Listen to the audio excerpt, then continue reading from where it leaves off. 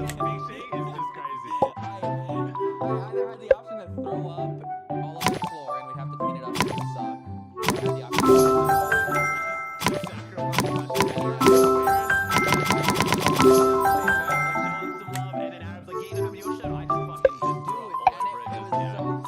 to my favorite shirt. You know what sucks?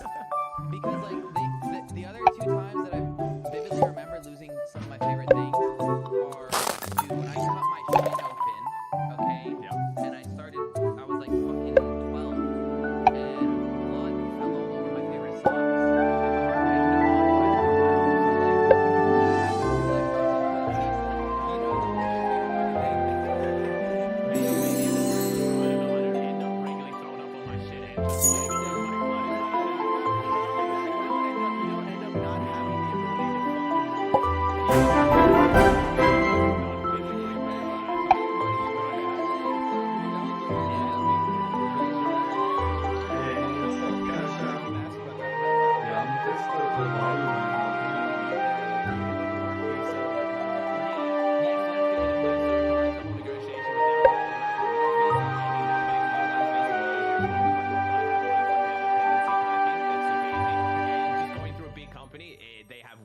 to be like, look, we are the company, you know, we have a job for them, he's coming over working that job. It's way easier than trying to get it on your own, saying I'm going to get a job, or like, here's the company I'm working for, and they kind of write you a letter, so they handle all that for me. So yeah, it should be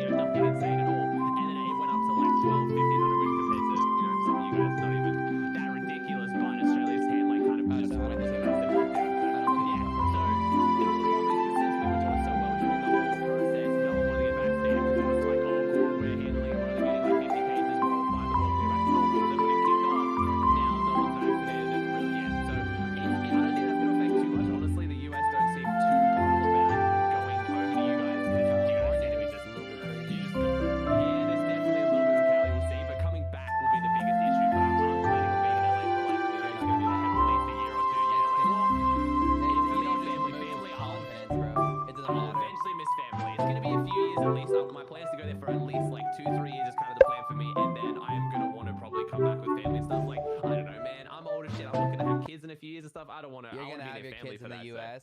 and let me tell you why. Because you're gonna have both citizenships. Yeah. Dual citizenship is and pretty sick. That's why you're gonna have your kids in the U.S. So I'm guaranteeing from right now, and I'm putting this on the internet forever, that you are gonna be here at least until you have your first fucking 2 kids. Okay, all right, we'll see. I mean, so a lot of people don't realize I've been to Cali before as well. Like, so when I was younger, during like high school, the way our school year works is our summer's obviously at the end of the year, different to you guys. We only get a 6-week break, but that's still like our big break. It's like 10 weeks on, 2 weeks off. You do that 3 times, and then the last one you get a 6-week break.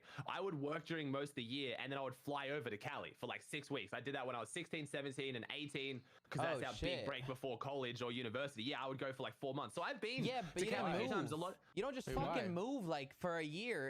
Continent. Yeah, true.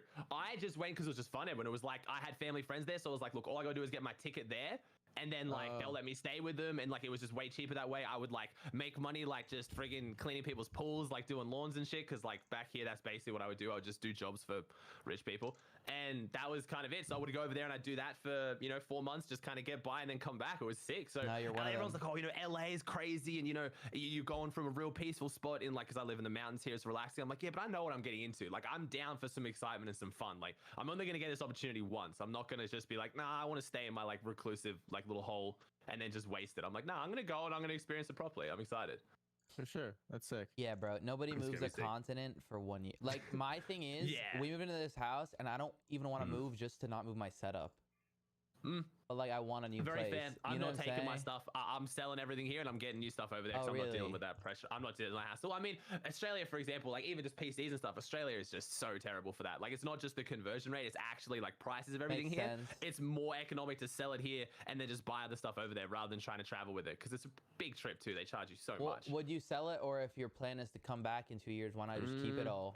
And like, Well, that's because then I got to put it in storage and stuff. So I think like we're still pain in kind of the looking ass. at the exact, like, yeah, we're looking at like the exact specifics of that. Like, everyone's been asking what I'm doing in my house. Like, I've obviously been doing a bunch to this house. Like, I've got the direct internet line and stuff. I'm probably gonna rent it out. I don't want to sell it, just because it's a beautiful house and I know selling it. it. So I'm just gonna, I'll come back to it later if I do, and if not, it's just an investment forever. So I could leave stuff, but it's not like I don't have like a family or friend to rent it to where it's gonna be like them moving plus in. you so. already have the blacklight and shit set up, so you can see what the new tenants were doing when you come back.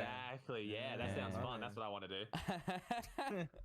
What are you talking about? You moving, right? You guys have got some motivation to move. I'm sure, surely on some kind of with someone you've talked about whatever the hell's been happening with your place. What do you mean, Oh, to? yeah. Oh, Just no. going crazy. Wait, did you see what happened the other day? Hey, have you had a chance to talk to anyone about that? Holy, that was Ye- insane. Like my mods were putting in the mod chat, and I was like, "What?" And I was like, listening. I was like, "Man, this is crazy." And then I kind of like just tuned out towards the end, and someone was like, "Bro, did you hear the last part?" And I was like, I went back, and I was like, "Bro, what the like? What are your names?" It was like, wasn't like I didn't kill Bobby, you did or some shit. I was like, Scotty, like, buddy. I would be. He Scotty, goes, I please. didn't kill Scotty, you did. I would be gone. Like that's it. Like within I like a was day, shaking. I am out. I was shaking. I can imagine. But it wasn't even like, I'm not really phased by much. I really am not, right? Yeah. I've seen bombs. Like I've literally Yeah. been playing basketball in Lebanon during the war back in 2005, 2006, and we would hear fireworks, thinking it's fireworks, and my mom would come running down like, "Yo, Israel is bombing us," you know? Like Yeah, like I've that's been there. crazy. It's nothing really phases me, but this phased me because, dude, our neighborhood, all the like the houses are nice, whatever. They're not crazy. They're Yeah. not like wow houses. That's not how it is here in Florida. Like for the They're price. nice enough though. Yeah, they're nice enough. In Florida, houses I realize are much more expensive than Georgia. Like the Yeah, house that we dude, have right here in Georgia, what I'm used to, it would be 3-4 times the size that it is here for the same price. So like Yeah. the house is considered small, at least like what I'm used to. But they're nice houses on the outside, right? It's a regular house, whatever. Yeah. But our neighbor, his house is like engulfed in trees. Like it's like, yeah, that's and always he's not got good like a sign. broken down pickup truck, but he also has a really Yeah. nice car. And Yeah. and you can The trap always house, baby. and you can always Yeah. hear the TV blasting from Yeah. throughout the whole night. So when I go to the gym at 2 a.m. or whatever, I can hear fully whatever he's watching. So and he's a drug dealer. We know he's a drug dealer. Like that's the okay. so- Okay, here I'm trying to figure out. I'm like the nice car, and then you're yeah. like, no, we know. We Not we only shop, right? that, but I sleep on the fucking window Oh no. that's next to his house. It's not a Jeez. 2-floor house. I'm literally there. So like that's why it scared me. Like if I was in a different room on a different floor, it could be whatever, you know. But like, Man. dude, And you slept through some shit. Your sleep streams have conditioned you too. Like Yes. I've seen you sleep through like hours and shit. Yes. So like clearly, like damn, if you're waking up, You- there's something going dude, crazy. you know my sleep streams. You know I still get PTSD from knocking noises. Oh really? Because Bro, because it's on my fucked- sleep nah, stream. nah. It's fucked up you say that because you were giving Omi for getting PTSD for Yeah, getting well, swatted we 10 laughed times. about it the other day. We laughed about it the other day. Wait, dude, this someone's got swatted 10 times? Yeah, Yeah, our we homie. got a homie that got swatted a million times, and he was talking about how like whenever a door knocks, like his heart just goes crazy I because just crack like, yeah, of jokes to him. I didn't PTSD. give him shit. I mean, I crack jokes to him. No, You know me. did. You did. Yeah, but I You wouldn't gave care if you shit. crack jokes to me about this. My point is, Shit. like when somebody knocks, like my fucking Yeah. because there was $100 noise when I was doing the sleep stream, and it was a knocking Yeah, noise. yeah. And it fucking And that scary shit as messes you up too. It messes Shit. you up. Like I've been watching videos for where it has that, where it has like it goes from one ear to the other and shit, and it always like everyone gets Dude, got by it. exactly. Yeah. And people didn't realize. Like people thought I was faking when that would happen. But anyways, yeah. So we're just fucking listening. We're just chatting, and we start hearing them yelling. And he's standing on the passenger seat of his car, of the neighbor of Oh my his friend's God. car, and he's yelling at him. And he goes, "Get out of here!" I got there before Edwin got there. I heard it all. He goes, there was a little before. He goes, "He was my best friend. I would never do anything like that. Like, Yeah, how what are the- how are you gonna blame me? Get out of here, get out of here." And like Edwin got here to this point, he goes like, "Get out of here! I didn't kill Scotty. You killed Scotty. Scotty Yeah, I was was my like, best friend." whoa. And I was Yeah. like, "What the I- fuck, you chat? know- I think we just caught a murder." And Edwin comes yeah, in. like, straight up. Edwin comes into my room, and he goes, "Oh yeah, that's just regular Florida shit." And I was like, "What?" Yeah, because you've been there for a while, haven't you, Evan? You've like grown Dude, up in Florida, right? yeah, I was born in Nicaragua and I lived there till I was like 6, and then we moved here. Okay. And Yeah. so yeah, I've been in Florida for forever. And yeah, and like the thing is, like I caught more of the conversation than I filmed just because it didn't dawn on me to film like that quickly. Like I went to go check to see if the door was locked just in case or whatever. And while Yeah. I was there, I was like, damn, I'm getting great audio right here. So I fucking opened the I opened the door and I open the door and I look out and I see this dude yelling into a car and this and that. I'm like, oh shit. I'm like, whoa. I'm like, you know what I'm saying? And so I Without filmed the light, I'm guessing. Just yeah. So I filmed some of it and you know, dude, like in Florida, bro, especially with dudes like that, like you can tell he's a drug dealer. Like, you know, I've bought from him several times. And I was gonna ask that for you. Like, we know he's a drug dealer. I'm like pretty certain on this one. All right. I'm like, yeah. No, but Convenient. No, he hasn't. He hasn't bought any from no, him. no, I'm kidding. I'm completely kidding. He probably sells mids, but anyway, He doesn't buy them. I buy them. Yeah, true shit. But like I said, in Florida, dude, like the hippie drug dealer yelling, white man that yells at 3 a.m. in the streets is like pretty common, That's crazy. unfortunately. Well, that's like my concept of Florida a little bit. I'm not gonna lie. Like, That's chat what it was is, fully bro. telling me, and I thought they were talking shit until I looked it up. Like meth gators, like there's literally alligators addicted to meth because it gets into certain water Really? streams and water systems. Yeah, apparently, like, and I was looking at there's like actual documented case there. Like they've done studies where they've tested alligators and there's like trace elements of meth in their system. I was like, Hell yeah. Florida's wild. I was like, okay. They're the ones that like legit. they're the ones that like don't do regular gator shit. They're the ones that like end up in weird places. And actually, you know what's crazy? I was actually a part of. I think you're kidding. Where you just totally say like gators just fucking. It's just one of those weird gators that just ends up like. No, some, like they're the ones where like, you know, a gator's like, oh, water, food, like natural habitat. They're like golf course. They're like random place. You know what I mean? And the crazy thing is, what people do is they get the meth gators and they do like underground like you know, cockfighting, but like with gators. And it's pretty cool. See, this is the part. See, every other like state or country, I would just think I'm getting shit talked here because I do the same in Australia all the time. Like, yeah, man, we totally like have kangaroos. Like, you can ride them. we Like, when you're a ride kid, kangaroo. you find your first one, and like, you know, it's like it depends. Like, With you grow Florida, out of you that one, can't tell. and like I can get kids, I can get people with that. Like sometimes I can get people who are just really naive. But like with Florida right now, I'm like, is he? yeah. Well, Like, I was kidding about the meth gator fighting. I was kidding about that. Okay, Yeah. all right, that one's a joke. Yeah, okay. but, you know- I mean, I don't know. It looks crazy because obviously a lot of, and it's genuine. I'm not even kidding this, or I'm not even saying this just to like, you know, go for brownie points. Most of my understanding of Florida is a lot of your guys like Duke Squad content and shit. It is just that, Nice. like full, super chill, crazy lifestyle. Just do shit for fun. Doesn't matter about the consequences. Don't like, yeah, it looks super sick, but I don't know how I'd go down there. I don't know. That sounds crazy to me. Yeah, well, so the thing is, you're going to LA, and everything is consequences. So just be careful. Yeah, we'll see. We'll see. I should be alright. I behave myself. Yeah, you know, they keep a nice eye on you in LA. But yeah, it turns out we showed our other neighbors too, who are like real neighborhood watch kind of people, and Yeah, they agreed with Edwin. They were like, yeah, it sounds like an overdose. I was like, yeah, that makes sense. Like they're just blaming each other on who gave them the drugs. You know what I'm saying? So yeah, like Okay. it wasn't a fucking murder. I mean, if he's never given you guys any dude, issues, I guess. But Dude, damn. you know what the funniest shit is? Like when, dude, and I gotta say, when that happened, I was like, okay, Arab, funny me.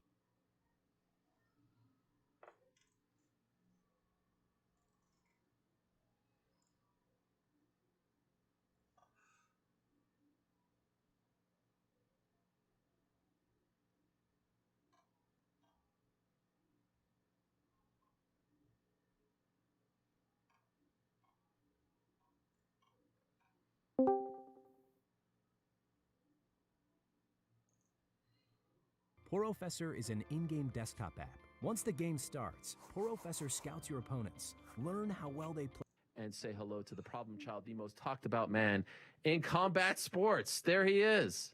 Jake Paul, how are you? I'm doing good, Ariel. Thank you for having me, man. Crushing life, honestly. Me or you?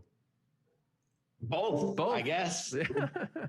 We're doing it together. We're doing it together, Jake. Who'd have thought? An unlikely duo here, but it's great to have you on for the first time. I appreciate it live, so no one can edit anything that you say here, Jake. I just want to let you know it's live and unfiltered. I hope you're comfortable with that. No problem. No problem. I'm used to doing live shows from my Disney Channel era, so you know how it is. I'm used to this. Let's go, baby. Okay. I was saying, I don't know if a day goes by where you don't get called out by someone. It feels like every single day you're getting called out by a different character. At this point, do you just wait for the call? Do you laugh? Like, how do you react to this? I honestly, it's weird, man. I feel like a sexy girl, a hot girl, because all of these grown men are just throwing themselves at me, begging for my attention, begging for me to notice them. It's comical. I laugh at most of them, and to be honest, I can't even keep track of it.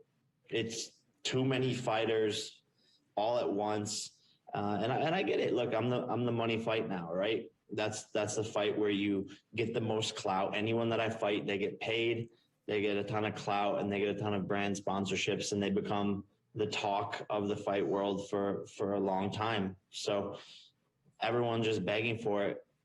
It's kind of funny. At least for the time being, you will be somewhat tied to the Triller brand because you had your 2 fights over there. Did you watch the card on Saturday? I saw the highlights of it. I saw like the tail end. Kind of crazy, man. Kind of all over the place with how that broadcast was. I love Bobby over there, and Triller was nothing but good to me.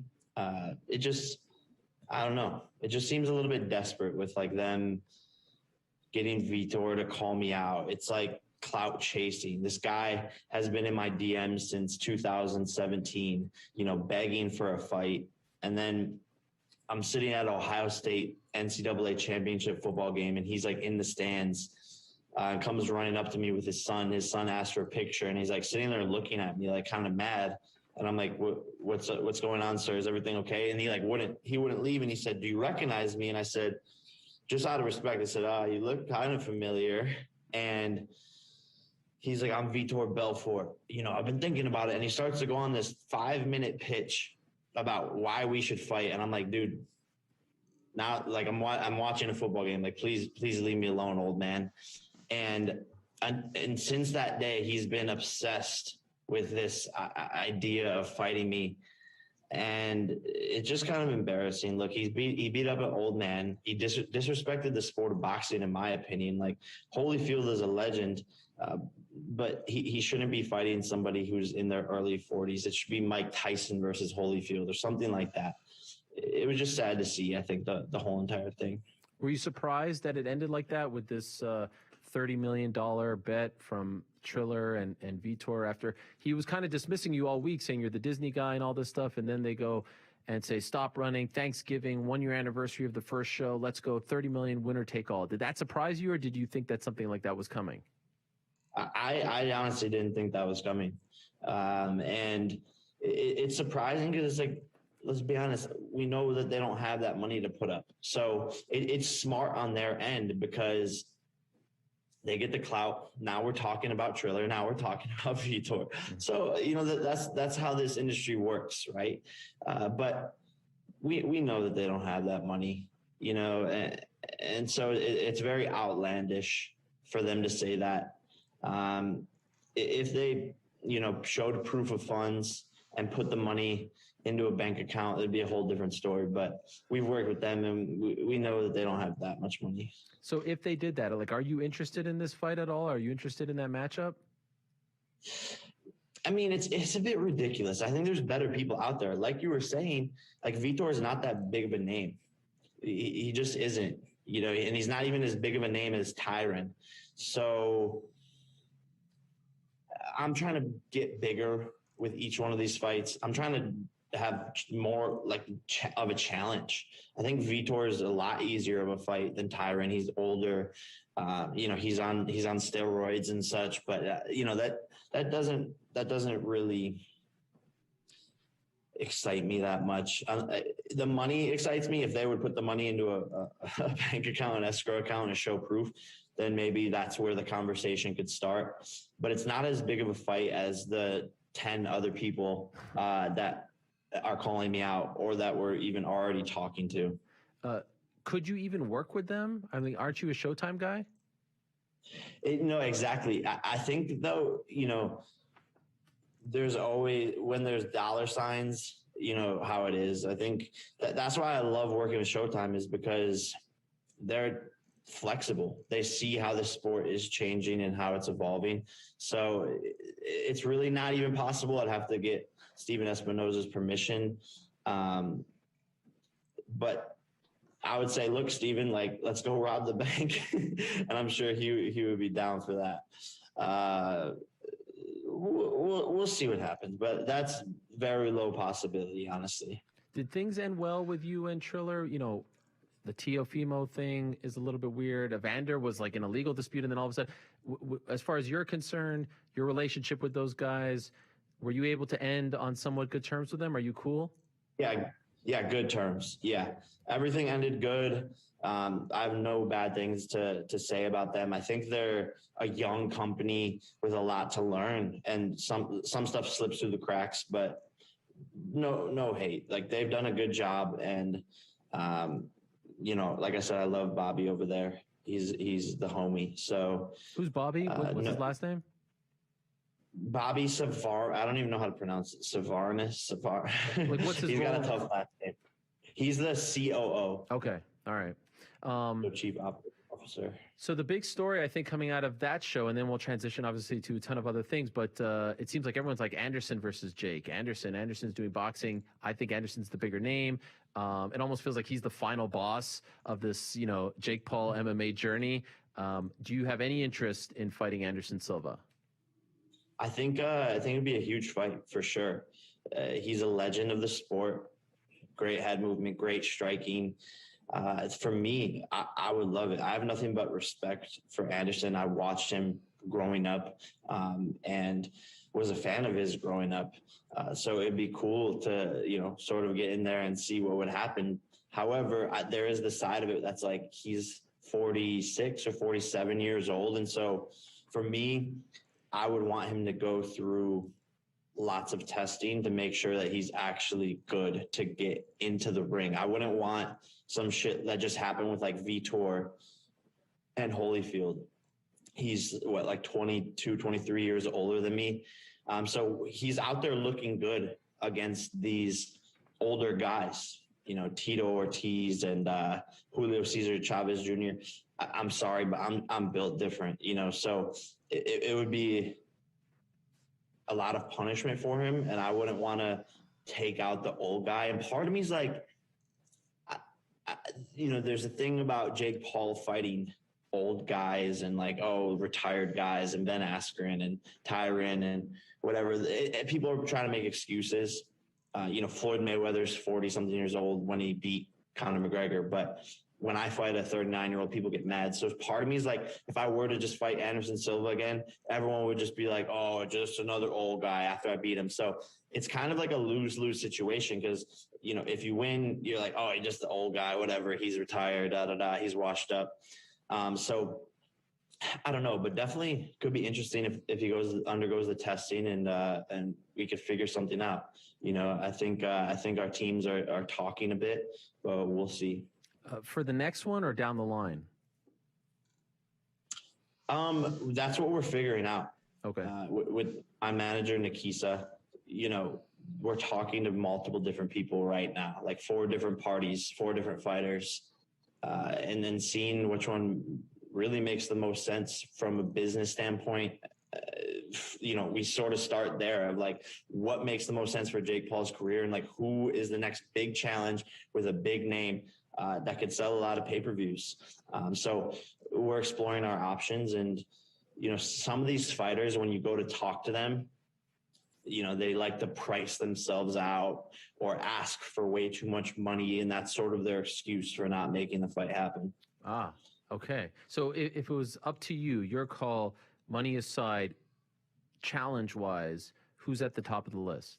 Who would be your choice for the next opponent?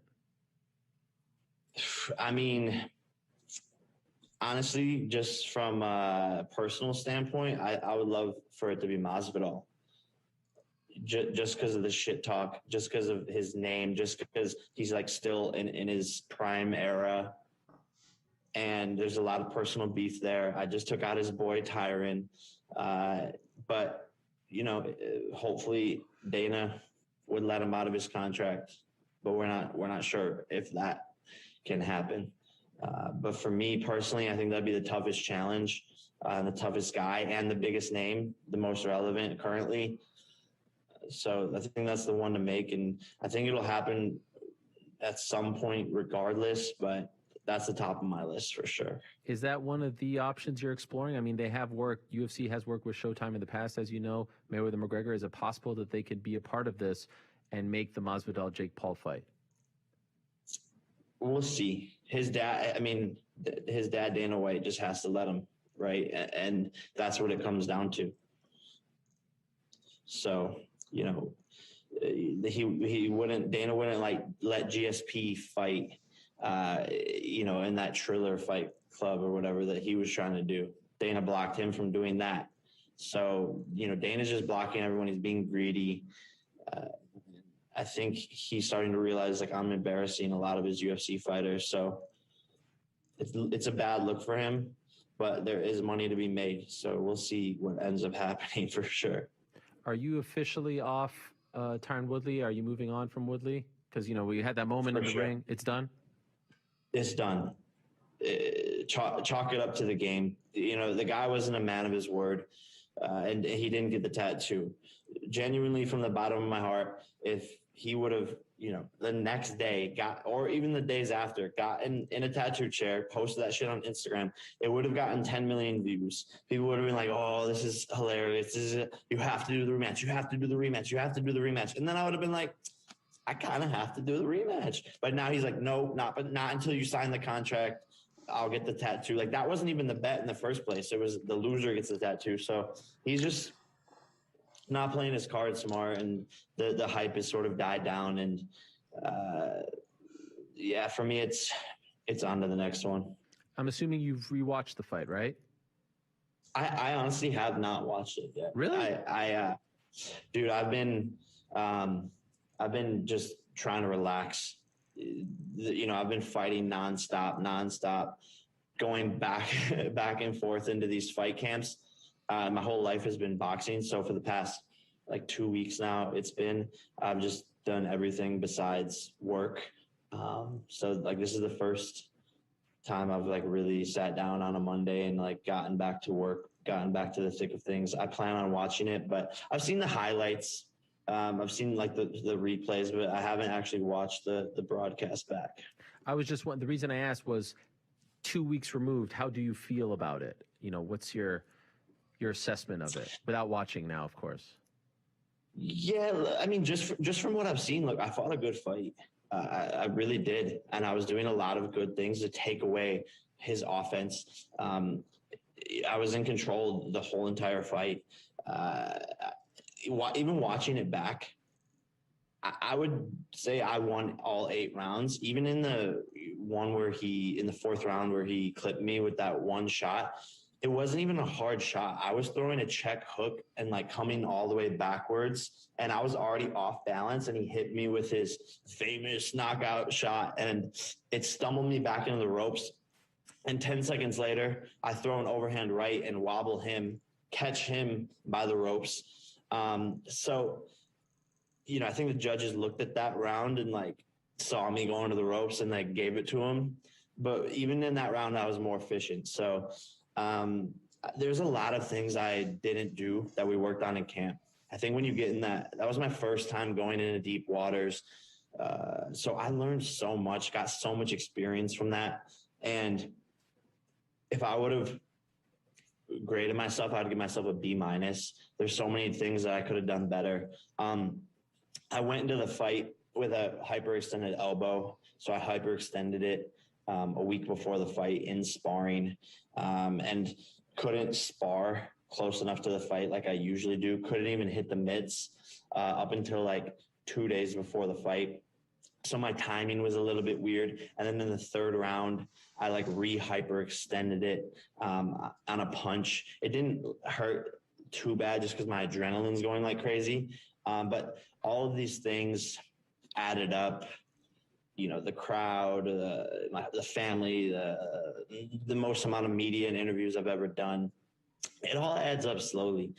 So learned a lot, but got the job done pretty easily. Didn't take any damage besides one little hit. But this is boxing, and that's what I wanted. I wanted to test myself and have a tough guy. So that's the end result, and I'm happy with it. With regards to the elbow, did you consider delaying the fight, rescheduling it? Was it that bad?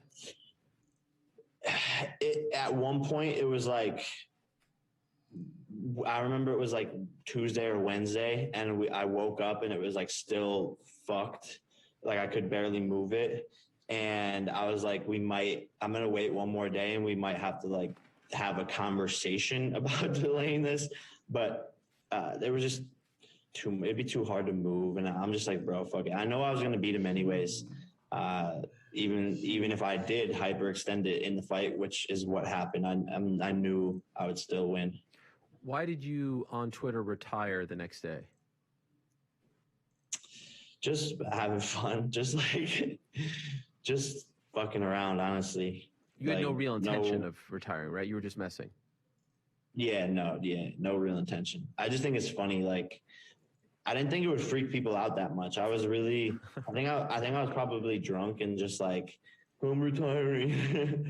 And everyone freaked out. Like everyone was calling the managers and the PR teams and everyone being like, what's going on here? Did he really retire? And I was like, wow, I didn't expect this much of a reaction. So that's why the next day I was like, updated status coming out of retirement. Well, I joke that now you became an official fighter. You retired, unretired. Like that's part of the process of becoming a boxer or a fighter. I didn't think that that you were being serious, that it was real. Although I did want to ask you about something that I've been thinking about since your fight, especially what you said in the ring afterwards to me. You were talking about, wanting the break and time off, and you've been training so long and all this stuff.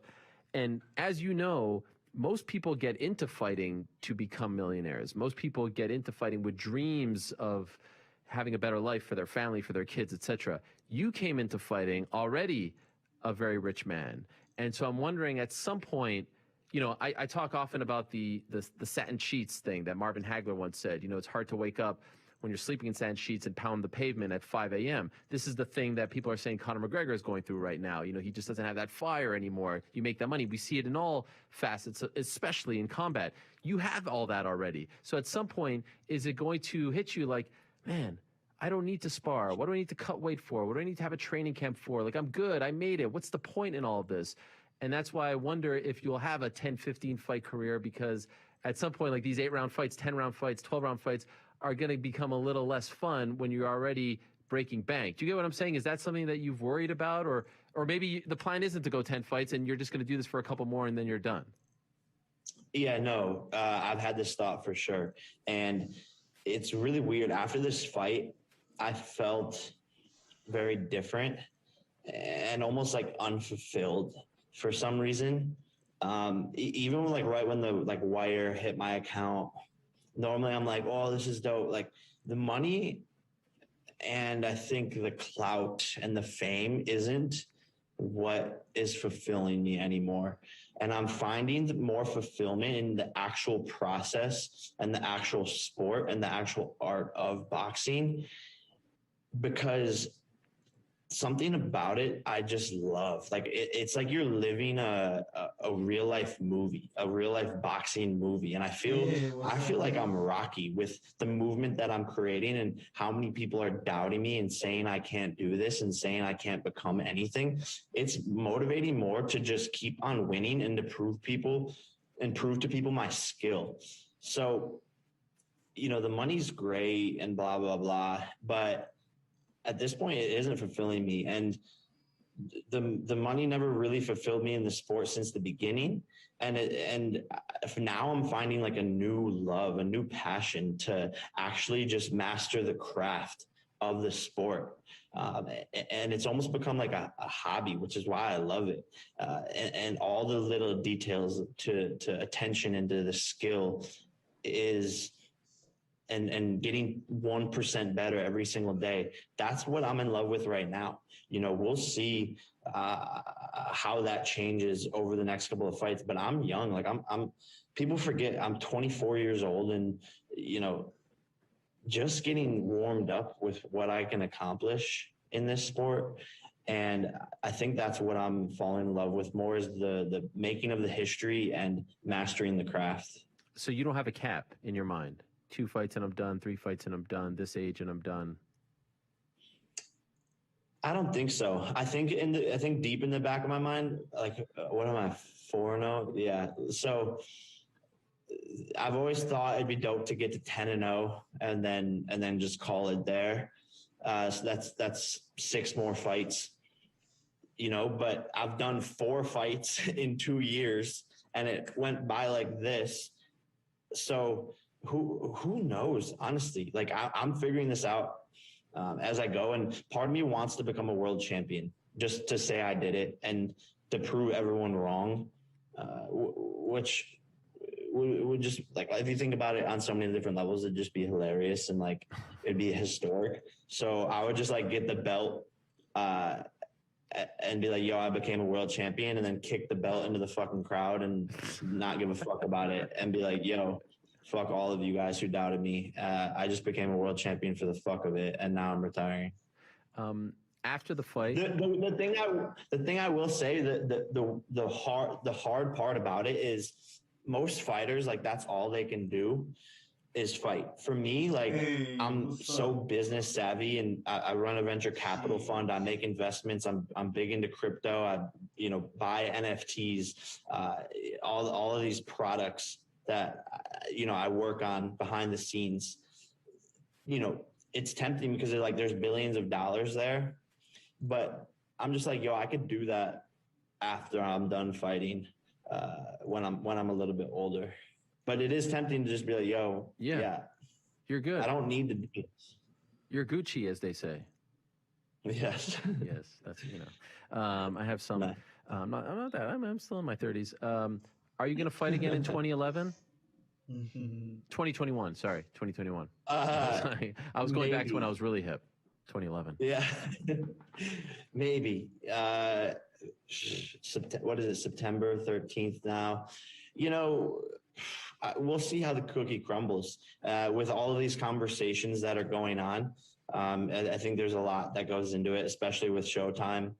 They have a lot of fights already happening. So I think it just depends on the schedule and who we end up wanting to fight and signing a deal with. But there isn't a part of you who's like, I'm taking the rest of the year off. Like, you would be open to it if the stars align. I would be open to it if the stars align, for sure. Okay. For sure. Why not? You know, like, get back in shape and just send it. You know, if I say I'm a pro boxer, then might as well be a pro boxer. And, you know, a lot of these, I think boxing needs me to fight again this year, just because a lot of these big fights aren't happening because of COVID, or everything's getting rescheduled, or, you know, they can't make Joshua versus Fury happen. So I think boxing needs me to fight again. And, you know, I partially feel a responsibility to help this sport grow now. After the fight, there was a bit of a run-in with Tommy Fury, caught on camera. BT Sport was there. What was that all about? I don't even know. It was kind of cheesy. It was actually really kind of corny. I was like just tired and like going back to my locker room, and he was like waiting for me with his little camera guy or whatever, BT Sport, or I don't even know. They were just like waiting, like trying to set something up. And I was just like, bro, like, I don't really want to talk right now. And then so I was going to like sit there and talk just because, and his teammate like tried to push my brother, and my coach like threw him across, or my security guard threw him across the hallway.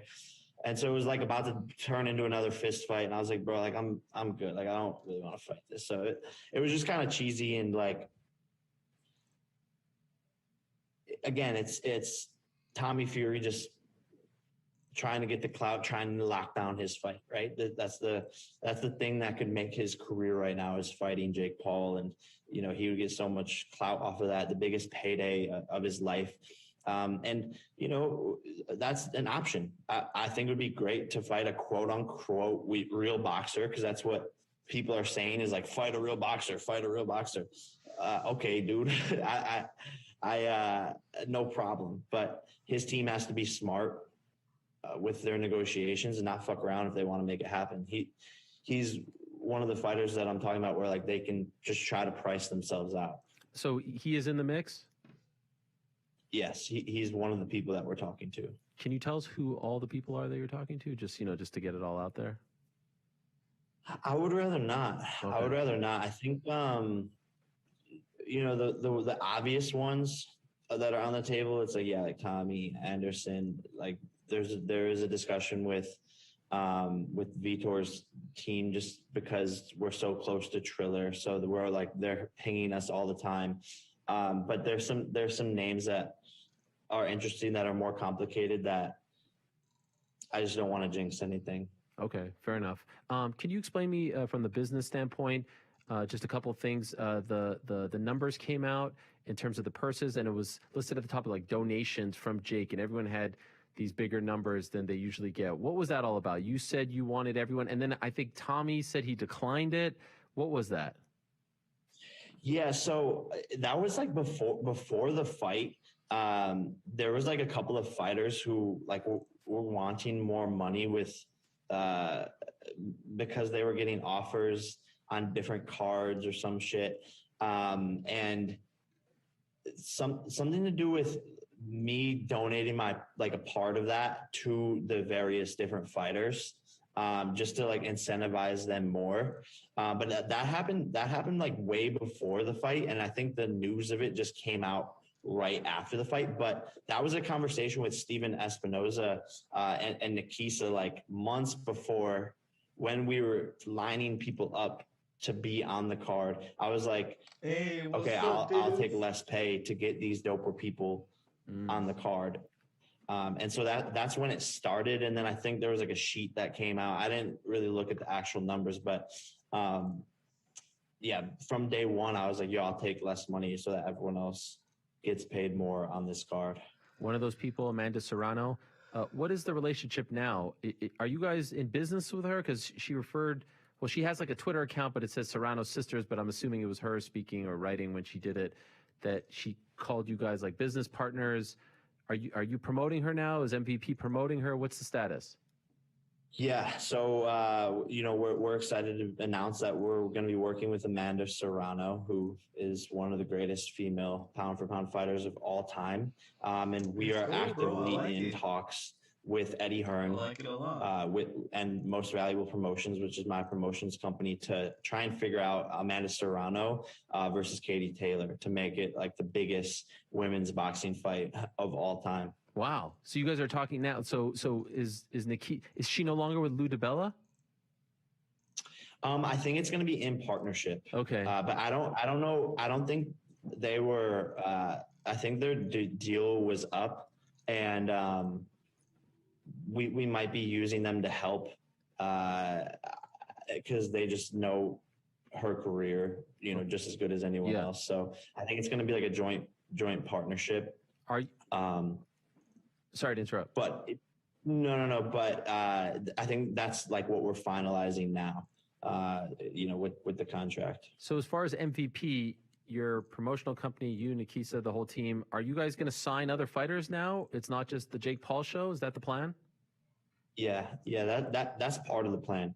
We want to do it in a different way though. Like we don't necessarily want to be mixed up in the weeds of being like a typical promoter. I think we more so want to be like on the management side and on the advisory side, because I think that's where we can, provide more help. And on the promotional side of just like acting like a promoter, but not actually being one with, posting on social media and YouTube and Twitter. That's really what matters now for fighters, right? Is getting their names out there on social media. That's how they translate to pay-per-view buys. So that's where I come in, and that's our differentiating factor. But we don't want it to be a bunch of people. Like it's going to be very exclusive, and it's not going to be a big roster.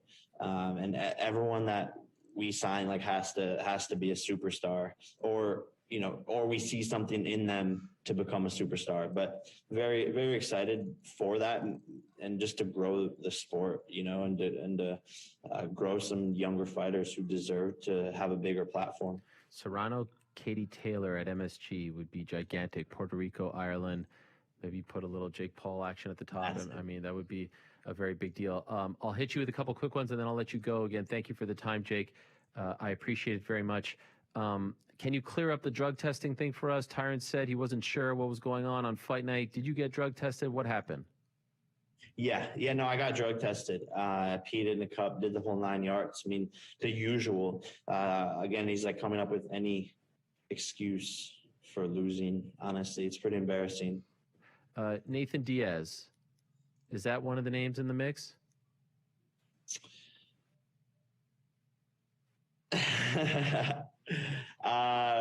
I can't. I don't want to jinx anything, Ariel. Okay, fair enough. Something crazy just happened. Vitor just texted me in the middle of this interview. Do you want me to read it or no? I want to be respectful to the guest.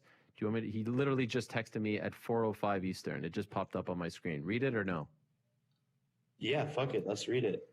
Quote, tell my son to don't run away, to meet his big daddy. There's no way out. I got 30 million, winner take all. Cool. Put it into escrow. No problem. Like, let's see the proof of funds in escrow. And, the notion that these MMA fighters think that I'm scared of them is funny, or that I'm running away. Like, dude, guys, I have fought 4 times in the past 2 years. That you can't really even fight more than that if you're doing big fights. Like, I am going back to back on these bitch ass MMA fighters. Like, line them up. I will take all of them down. You guys cannot box. I outboxed a 5-time UFC fucking champion. Vitor Belfort didn't even get close to winning that many championships. The notion that you guys are scared, you guys cannot box for shit. There was not one moment in the fight where Tyron was outboxing me. Not one. The notion that you guys are scared, I just took on one of your best fighters, Hall of Fame of all time, and shit all over him on a bad night with a hyperextended elbow. So fuck all of you. That is a promo. I do have to give you props, Jake. I saw you on, I believe it's called the Full Send podcast. I'm Canadian, they're Canadian. I mean, I don't know if that podcast was sponsored by Dana White or what, but I mean, like, they were hitting you. I mean, there's a lot of haterade going on there. It was very clear where the slant was coming from. I thought you handled yourself very well, but it was a lot. I mean, kudos to them for, coming correct with their love affair with him and calling him the greatest thing since sliced bread. It was a little strange to me how many times they had to repeat that. But the reason I bring it up is because you told a story about Floyd Mayweather. Is he actively looking for you, or is that all good? No, I think that's squashed. Like, I think it was squashed a little, like, before my brother's fight, and then afterwards, like, everything was all good. I think just the heat of the moment when I took his hat, he was definitely searching for me. But it's all good. That's the name of the game, right? The real ones, the gangsters of the fight world, the mafia, whatever they are, they're going to come out and try to prove themselves on the street. So for now, in conclusion, you're talking, there are options out there in the fight game. I'm assuming you know how the pay-per-view did. You're happy with it? I'm very happy with it. Like, no fighter who is in their 4th fight in the history of the sport does numbers anywhere near that. This numbers are still coming in, by the way, like, truth be told, from the actual pay-per-view, the digital numbers we have, but the actual pay-per-view numbers are still trickling in. And the rumor on the street is that it's the 2nd biggest pay-per-view of the year. Wow. So couldn't be happier. And you're looking at the options, location. You don't have that in mind. You don't have that at the top. You're just kind of you're in the feeling out process right now, right? Is that fair? Yep, exactly. Just figuring out who, when, and where, and trying to make something happen. Because why not? Why not, like, keep on fighting these guys? Fuck it. It is interesting, though. We talked about Jorge, Vitor, Nathan, you smiled at, Anderson, Tommy's but it's a lot of MMA guys. Unless you're holding out on some boxing guys from me, it feels like maybe the MMA thing is going to continue. Perhaps, the audience there is just so strong, and the names there are bigger, right? We're taking the years of hard work that the UFC put into promoting these guys, and they have big names. So, a lot of times on the boxing side, there's not as many big names. There's just not when you compare apples to apples. So it's a little bit harder to make a fight, but we'll see what happens. Congrats on everything, man. Keep doing your thing. It's a lot of fun. You have breathed a lot of new life and excitement into this sport. And I said it earlier, there's a trickle-down effect. If they use you the right way, which I think the last card did, now you got guys like Montana Love and Serrano and Dubois and Fury who are all getting a lot more attention and a lot more money thanks to you. And this is not me kissing. It's just, if you're not acknowledging this, you're just being a hater, in my opinion. And so I don't see how anyone can say you're bad for boxing, bad for combat. In fact, I have a lot of respect for you for stepping through the ropes. So congrats, much respect, and thank you for coming on. I really appreciate it.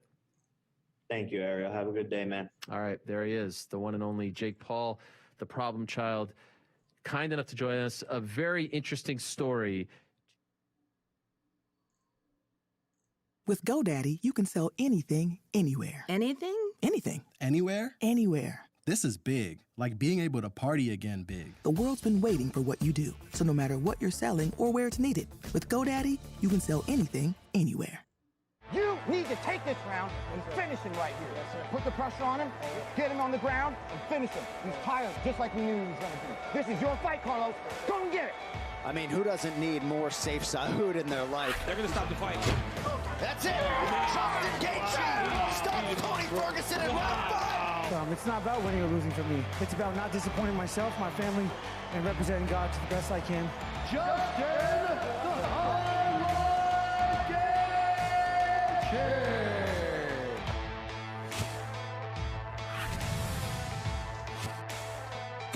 Welcome to UFC Unfiltered. Please tell me that's on video. I've never been happier. I'm made for a fucking podcast. That's dangerous. Listen to me, we're at it.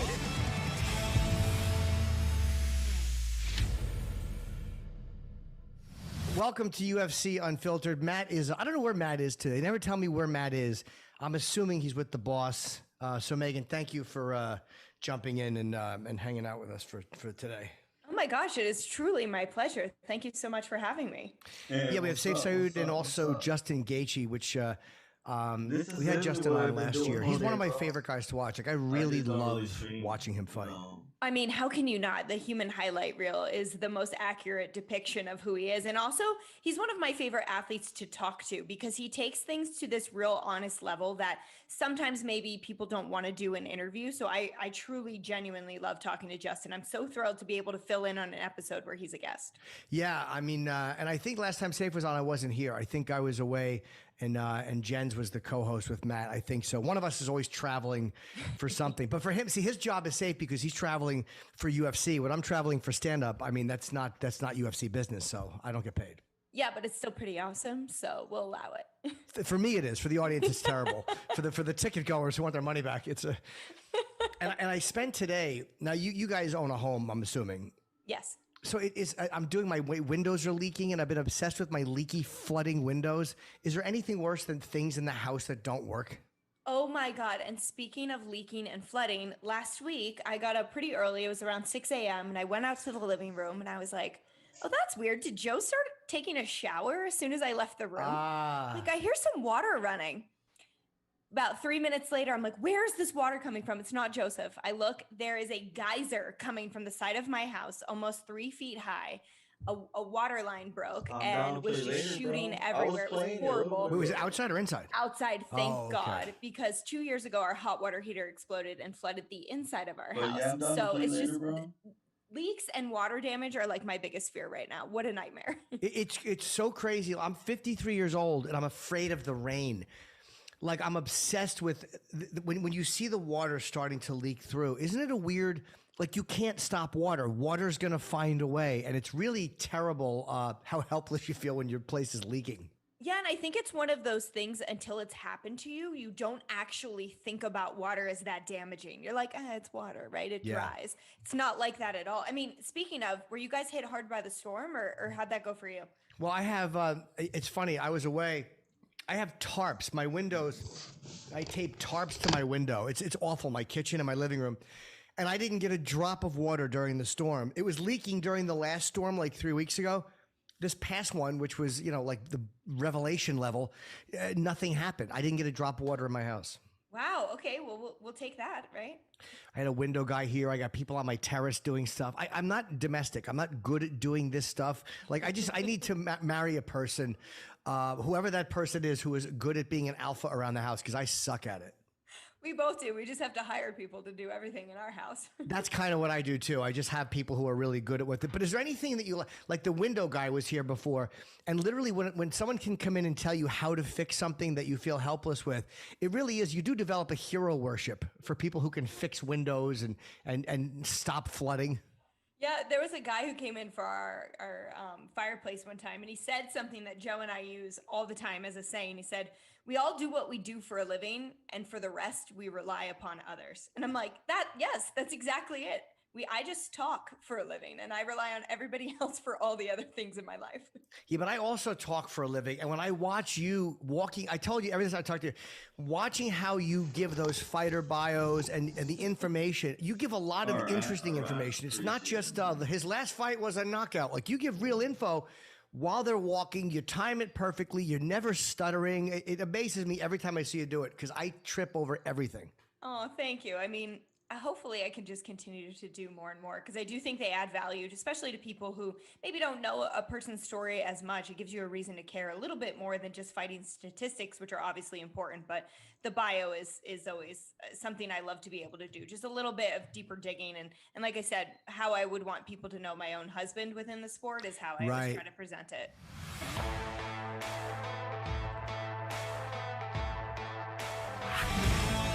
Justin. What's up? How you doing, man? I'm good. How about you guys? Okay. We're just complaining about flooding and leaks around. Are you handy around your house? I mean, you're such a killer, but are you good at fixing shit in the house? No. No. Makes us feel less bad. No, but I got friends. I have really good friends that are really good at that stuff. I guess it helps, right? One does HVAC. So I got pretty much everything taken care of. The only thing I take care of is all the flowers in my yard. Oh, you're good at gardening.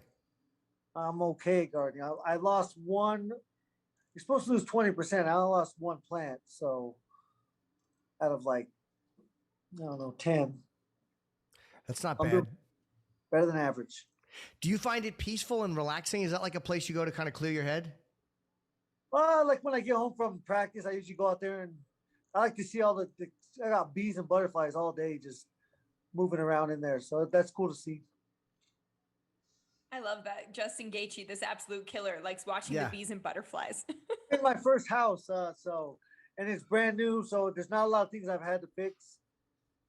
But it's all a learning process. I'm sure, hopefully 10 years from now, I'll be pretty good at fixing a lot of things around the house.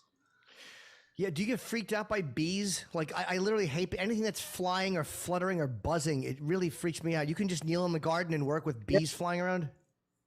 If you asked me what I was scared of my whole life, now it's flying, but it was flying in bees. I don't know why I was terrified of bees or anything. Wasps. When I used to paint houses, and wasps would just mess with you on purpose. I don't know what that was all about, but they were good at it. But no, when they're in my garden, no, I feel like they know that they're my friends, so they're not gonna try and fuck me up. Oh, okay. So you don't panic when you see them? No, yeah. I think they're like I've learned they're like dogs. You don't freak out, they don't freak out. That's fair. Maybe, or probably not true, but seems like it. How do you deal with this fear of flying? Because in your line of work, Justin, you've got to fly a lot. I mean, you're going to fly to New York for your fight in Madison Square Garden. Xanax if I have an option. But yeah, I mean, I just sit there and I don't know. It's all in my head, so statistically, I'm pretty safe. But it only takes there's a lot of human error that can happen. I don't know, just flying through the air in a piece of metal. The more I think about it, it doesn't make sense. Freaks me out. You know, it really, for many years, I was terrified of it. And then I kind of got better with it. And now I'm a little more nervous about turbulence. I have to fly too. Do you ever drive when you can? Like, will you take, like, if I can take a drive 6 hours or under, I'll do it as opposed to flying. Yeah, I mean, I'm weird. I'd rather just take a Xanax and fly, I guess. Did you always have the fear? I don't know if it helps everybody like it helps me, but I'm serious. Oh, yeah. Like, it can freaking. When I went to Abu Dhabi, dude, like, I went to Brazil, went to Morocco. Get on the flight, you eat your dinner and breakfast, and then you're there. It's crazy. Everything. I sleep for 11 hours in between. It's nuts. But I have to do it because the whole time I'm like sitting there freaking out. I'm like, all right, 3, 2, 1. All right, we're good. We're good. We're good. Yeah. Stupid. Did it develop, or did you always have the fear? No, I used to love it. As a kid, I'd be like, if I don't get butterflies, it's not worth it. But older and wiser. Yeah. No, I understand.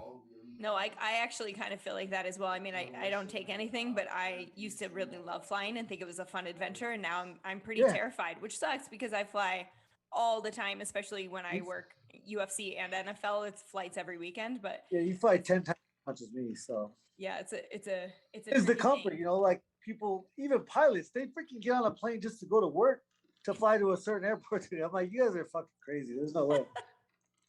There's no way. Is there anything worse than when you're flying and it's a little bumpy and the announcement is, we're going to ask the flight attendants to be seated? You're like, oh shit, this is going to be rough. Yeah, we're gonna sit down early. We're gonna start, taking the drinks, put everything away early because it's gonna be a rough descent. Pilot asks us to sit down, like, oh great. Yeah. I hate like when you're mid cruise up 35,000 feet and they're like, all right, sit down, put your seatbelt on, it's gonna get bumpy, and then you're just waiting for it. It's like, oh, shit. At 30, you're not supposed to get bumpy at 35,000.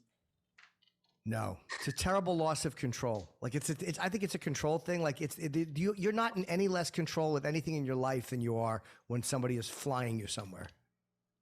That pilot can freaking go up and down, and kill everybody in the back in minutes. Like that is, I mean, you shouldn't think about that. I know. That shit happened in class.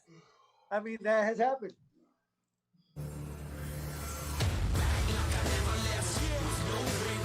The man makes the man. We make his vodka. Yeah, well, you're gonna take a plane to New York City to compete at Madison Square Garden. In the right state of mind and really wants to get there. Yeah, exactly. I mean, I've got to imagine that it was exciting to hear MSG. Obviously, the matchup is great with Michael Chandler, but is there something for you about that arena that makes it more enthralling than maybe somewhere else? Oh, I think I really need to embrace it more. This isn't. I fought in the theater at Madison Square Garden on New Year's Eve at the end of 2017, 2018. So that was an experience. And I got that whole experience. It wasn't in the theater, in the big arena with all the fans, but now I've experienced that with other UFC fights. So I think when, in hindsight, when I'm older, I think it'll be something that, I can share with my either nieces or nephews or kids or grandkids, whatever, as far as I get in that department. They'll always, be something to talk about. So, yeah. And it's a great card, got 2 teammates on there. My coach has three athletes in one night, so it'll be a special night. Yeah. You must be looking forward to fighting in front of fans again. I mean, how long since you actually fought in front of people? It was before the Ferguson fight, right? Yeah, it would have been, Cerrone. Yeah, it sucks. I mean, that is definitely what I'm most excited about. I think, that atmosphere is something special, and it's something where I really, have embraced.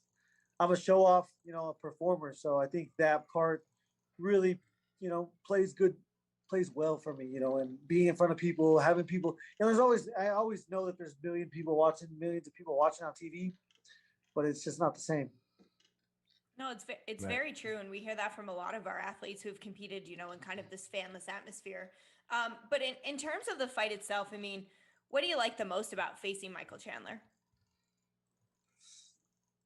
I think before he fought, Dan Hooker, coming from Bellator, there wasn't a lot that he brought to the table. But now, with knocking Dan Hooker out, having a great fight against Oliveira, he's kind of proven that he belongs here. And ultimately, for me, I need one win to fight for the title, to fight Oliveira or Poirier, and that's my goal. And this is a huge fight. This is a dangerous fight. He's super explosive, athletic. He's dangerous, but I think it's a great matchup for me. I think at the end of the day, I think stylistically, we see so many different types of fights. I think it's a great fight. He says the first one to take a step back is a timid soul. There's not one thing he can say that's gonna, affect the way that I approach this fight or the way that I approach. I will take a step backwards. He can shove it up his ass. Where you're gonna see a timid soul is when I start kicking him and he's gonna start shooting for legs and trying to wrestle, and that'll be, his definition of a bitch, 100%. And that's what we'll see. I believe. I think that's what we'll see. Midway through the first round. So you think, interesting you said that too, not taking a step back, you're not going to let him affect what you do. Do you think sometimes guys do that where they'll make a comment almost to challenge somebody else's ego and get in somebody else's head to try to direct the way you fight your fight? Yeah, 100%. I mean, 90% mental, 10% physical. I mean, Conor McGregor, some of his success was his ability to make people fight certain fights, not necessarily Jose Aldo. Jose Aldo didn't go out there and fight Jose Aldo's fight. He was angry, he was emotional. And if you're fighting emotional, you will not win. You will not be your best. As much as it's like such an emotional experience, you really have to be void of any emotion in the fight. So yeah, I think, and then my number one rule is never let somebody affect my thoughts or emotions or or the way that I process my feelings or whatever, however you want to put it. Mm-hmm. And yeah, he's not going to determine how I fight. I fight a certain way, and every fight's different. So I'm going to fight this fight a certain way. My coach is going to tell me how that needs to be done, and I'm going to work hard to be ready. You mentioned the Aldo fight, and if I remember correctly, I knew there was something he was in his head because before that fight, during the face-off or the weigh-in, Jose did something that he doesn't normally do. I think he postured a certain way or he mocked the way McGregor stands. I don't remember what he did. At the weigh-in. Right, it was the weigh-in. And I remember thinking, that's not how he usually is. McGregor has changed his thinking about something, and that's not good. No, that's a recipe for disaster, especially, you have to be in control of everything in there. Preparation is the number one thing, and he had control of that. But man, you cannot let these guys affect you. This is mental warfare. At the end of the day, this is what he's trying to, partake in or get started. He's been knocked out. I've been finished 2 times, tapped out once, or not tapped, tapped out, got choked out. By elite competition, by the most elite competition. And, he's been knocked out by less than elite competition. At the end of the day, I have to talk this man up because he is so dangerous, so explosive, and so athletic. He has a great coach, Henry Hooft. This will be the third or possibly the fourth time that I've fought against Henry Hooft. I haven't lost yet, but, they're very smart, and every experience where I'm in there and he gets to be that close and watch me fight, they learn certain things. So, I'm sure that he thinks he has better answers than the previous times we fought. And he probably has his best athlete that has stepped in there with me than the previous times we fought. So it'll be interesting. You mentioned Henry, who is a phenomenal coach and just human being, but so is your coach, Trevor Whitman. Like you mentioned, a very busy night. It's you and Rose and Kamaru all competing on this card. But when you talk about the kind of approach, and not just in terms of a game plan, but the mental approach and not letting things bother you, I mean, how much influence does Trevor have on that type of scenario in your life? I think this is something I came to Trevor with. I think this is something like a skill that I've honed through wrestling for, from 4 years old till I was 22 years old. you know, have a twin brother, you know, all that stuff. You learned early to not let someone affect, you know, your emotions. You have to be in control. The brain is such a powerful thing. And if you let someone trick you into a certain train of thought, then it can be, you know, detrimental for a day, for a week, for a month, or for a lifetime, you know, depending on how much, you know, how much you can understand you're being affected. But that was just something I learned early.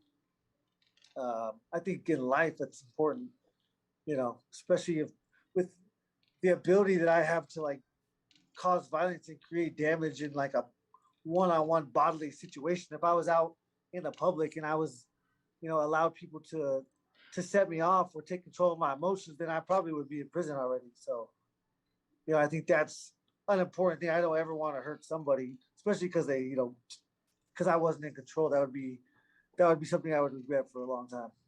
Have you had moments like that where, and this is coming from a guy who can't fight. So have you had moments like that where somebody you know wants to be confrontational and you realize that you're saving them by kind of walking away?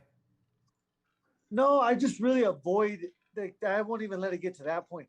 I mean, it's like I've been set up. I'm petty. Like I've been known. Like I could be petty, and there's certain small things. You know, like you picking on someone else, then I will. Then you know, then it's game time, and I won't back down. And you know, in certain situations like that, I have been there. But it was always when someone was the aggressor and taking advantage of someone that was less than or less, you know, couldn't protect themselves. Those are the only situations where I've ever been, you know, almost lost control. But you hate a bully. Outside, yeah, for sure. Outside that, like I've been punched at a party and I was like, you know, you hit like a bitch. No, I wasn't sure. There was like 6 of us and like 10 of them, but we were all wrestlers and we had our heavyweight, and he was crazy. So I really thought that someone on their side was going to get either we were going to get hurt or they were going to get seriously hurt. So that was the one time I was like, nah, we cannot. We got to avoid this because we were in college, you know, and I'd already been in trouble for a fight that I wasn't even really part of. So I was like, no, we gotta avoid this situation. But it was like a 40-year-old dude at a college party. And it was crazy. And he punched me. I was like so surprised to see this man at this party, and it was just crazy. That was a fun night. College is a crazy time. Yeah, I didn't go. I dropped out of high school. I wanted to go to be a lawyer, but I dropped out of high school and never quite made it. Were you good in college aside from that? Yeah. I mean, I came from a small place, went to Greeley, Colorado. I mean, it's known as a small place in general, but for me, it was a huge city. You know, I had strict parents, so I never was able to stay out past like 11. And then I got to college and I could do whatever I wanted. And so, you know, there's good and bad things when it comes to that. Yeah, I was good, but it definitely took a year to really learn some things. I was ineligible at the end of my first year. Let's just say that. Oh, Justin, were you? Halfway between because I thought I was smart and I didn't have good advisors. They put me in. I was in statistics my first year, my first semester. Like that is absolutely not something that should happen. I should have been statistics. It's like an advanced. Like I wanted a criminal justice degree, and they're like, "Oh, you gotta take statistics." I was like, "Well, I'm good at math. Let's do it." And they're like, all right, cool. And they threw me in there. And then I was like, wait, this is not math. This is formulas. And you got to just memorizing formulas and learning how to use mu. Like, I still don't even know what mu is. I took a whole class. Yeah, I bombed miserably in problems and statistics. I tried to get my high school diploma college credits. I went to like a community college, which would like transfer both ways. And yeah, problems and statistics was a miserable class for me. That's rough. I loved stats. I thought that was. I took it in high school and in college. I loved it. This is how bad I was. At the end of the year and the final, the teacher was like, "Take it home, bring it back, and I'll pass you." And I was like, I do not deserve it. Like I took it home, and I was like, I can't do that to like this. And I should have done it. That was a dumbass move. But I was like, I can't do it. I know nothing. I sat there in the class and I knew nothing. And so there was no way. I was like, I just gotta move. That's why I went to human services because you didn't have to take stats. It all worked out for you. Yeah. I might have asked you this before, Justin. I don't remember, but you said criminal justice. You wanted to be a lawyer at one point. Is that what you were going to do with that? I mean, I'm a great liar. Not a great liar. I'm a great debater. I mean, I could argue my way out of out of anything. My mom would always tell me that I should be a lawyer, but hell no, I can't go to school for that long. You kidding me? I couldn't get past statistics. You want me to get my law degree? No way. No, I wanted to work in the same field. I was thinking, police officer wasn't at the top of my list, but more like probation or, somehow to catch the kids before they're in the system was always my goal. But then so human services really was probably should have always been number one for me. But yeah, I thought with a law degree, not with a law degree, with the criminal justice degree, not a law degree, I would be able to, move, anytime you have, you go into the military, you have any kind of bachelor's degree, you're straight to an officer. Right. A bachelor's degree really does help you in a lot of different ways. If you're trying to, start a career and move up the ladder. I mean, that's ultimately it's a necessity. You still want to do social work though after your fighting career, correct? Yeah, I mean, ultimately I'm doing social work. I mean, I get messages every day from all over the world about inspiring people. I take every opportunity I get to work with vets. I go home and work with kids. Ultimately I'm using it, and I'd say more effectively than ever if I didn't fight. If I just wanted to go that route and stuck with that route, I don't think I would have been as effective. Obviously with the platform that I've gained, these kids, they just listen more. I don't know why. But yeah, I have more influence than I would have had if I didn't fight. Yeah, I'm still doing it. I think every day, trying anyways, trying to be an example at least, but yeah, I think I do a lot of different things. Often. Did you think at one point this fight wouldn't happen? I know they were asking about Michael, would you fight, about vaccinations and all this? Were you concerned like this fight is not going to happen? And then was there one point where you thought like, okay, now we have to look for someone else? No, I thought he was just seeking attention. I mean, at the end of the day, that's private information for one. Like, you don't even need to talk about that because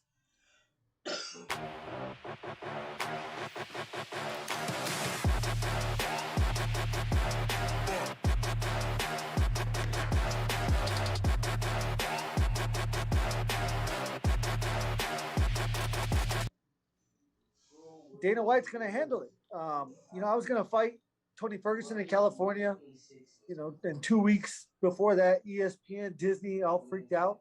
And we went to Jacksonville. I knew for a fact that I'd be fighting November 6th. I didn't know where. But now I think it's going to happen in New York. They have a law on the books. It says if you're, a performer or an athlete coming from out of state, you don't have to be vaccinated. So that takes care of the issue right there.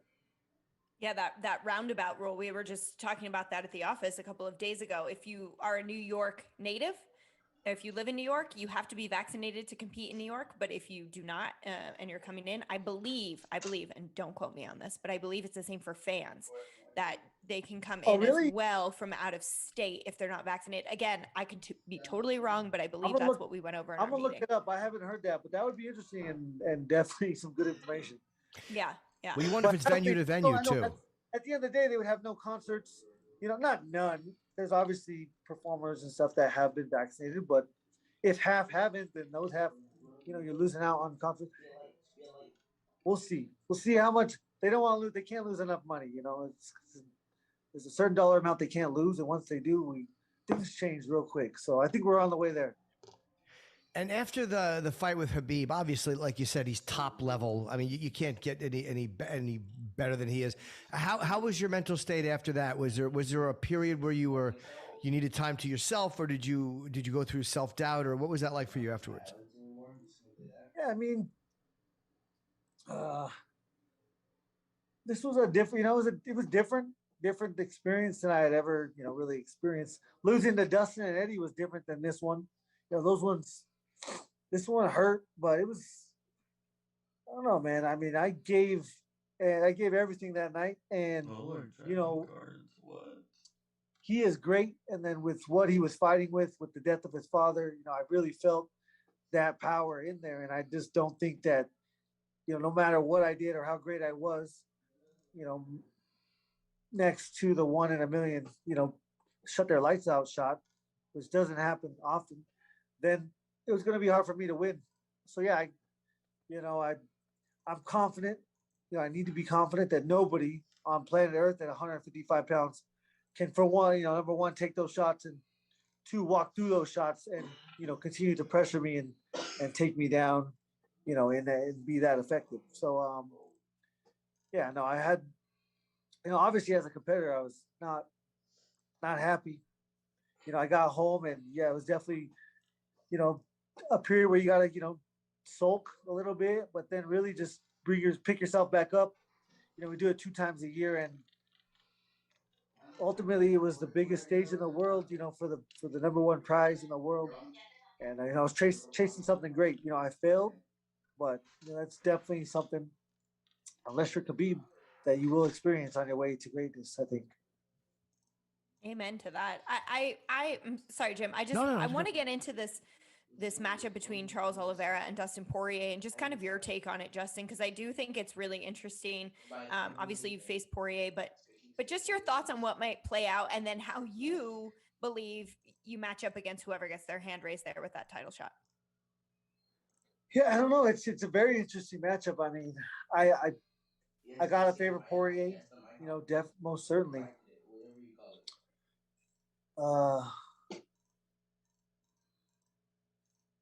I don't know. Outside of the, he's a great grappler. He's a great grappler, but again, he doesn't have the great ability to take you down to the ground. Poirier being a southpaw, it's always funky for when you face southpaws, a little bit different. You don't see him too often. He does a great job at controlling range. Oliveira's not Khabib. He doesn't march forward and march through things to close that distance. He really needs you to either choose to take him down or really he needs you to buy into the grappling with him and, go into the clinch. And he has some good takedowns from the clinch. And I think that's the only time he takes people down is from the clinch. So I don't see Poirier being in the clinch a lot. Man, I'm not high on Oliveira yet. And, I get a lot of shit for it, but, he's won 8 in a row, but at the end of the day, Tony Ferguson was the best win on that streak by far. And, it was after I put him through 24 minutes and 15 seconds of straight hell. And, I didn't break him. He's not done. The dude's a special kind of dude, so he'll never be broken. But, there's a certain way to fight that man. I showed you how to do it, and again, that win isn't as great as it was. And it wasn't as great as when I beat him, when he was on his 12-fight win streak. After that, it's not as great. And that's just what I think. And outside that, he beat Nick Lentz. He beat, if you could tell me anybody else on that 8-fight win streak that he beat. Kevin Lee. That was a good one. That was all right. Kevin Lee's a bitch. Sorry, Kevin. Do you guys dislike each other, or are you just saying that as a matter of opinion? Yeah. I don't think he's a bitch. When it comes to, he's got skills. That knockout against Gillespie was the worst thing that could have happened to him because he doesn't knock people out. He needs to win a certain way, and that's by controlling, everything, which is the grappling and getting it on the fence, getting it to the ground. So yeah, I don't want to knock a guy when he's down. He just lost. He moved up weight classes. Like, it doesn't matter. Irrelevant. But I'll give you that. Nick Lentz, Kevin Lee. Who else? Let's see. Jim Miller. Jim Miller, Clay Guida. Yeah. Great fights, but not championship caliber contender fights. Like, this just is what it. Hey, he's got the belt. He can tell me to shove it. That's what I would be saying. Exactly what he said. I would tell him to shove up my ass. Go win 8 in a row. He can. I'm in a great position. I don't have to win 8 in a row. I got to win 1 in a row. So if he wins, then I would love to fight Charles Oliveira because I will show you what I'm saying. He's a quitter. You know, he is a quitter. He showed it to you in the Michael Chandler fight.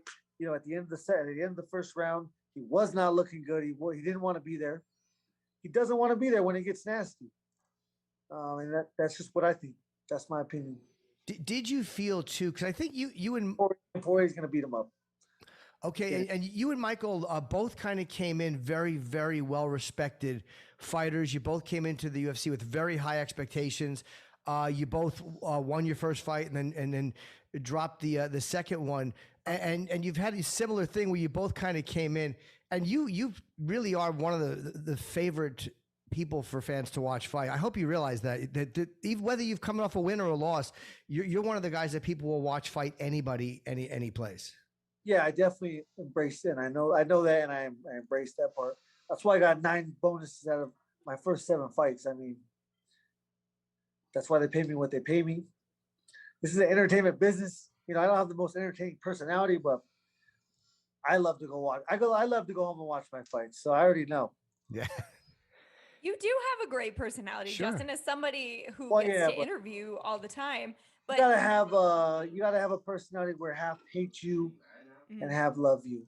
And I have to embrace the part. I don't want people to hate me. So I haven't everyone embraced loves you. Well, yeah, But before we let you go, Justin, I need to ask about this commercial that you did with Mike Chiesa, because Alright. you guys are phenomenal in it. And I feel like Justin Gaethje, the actor, really could be in the future, because seriously, you guys did you wanna such a know how tremendous good of job. an actor I am, Megan? After I fought Khabib, everyone thought in our interview that I was crying or something. That was me acting.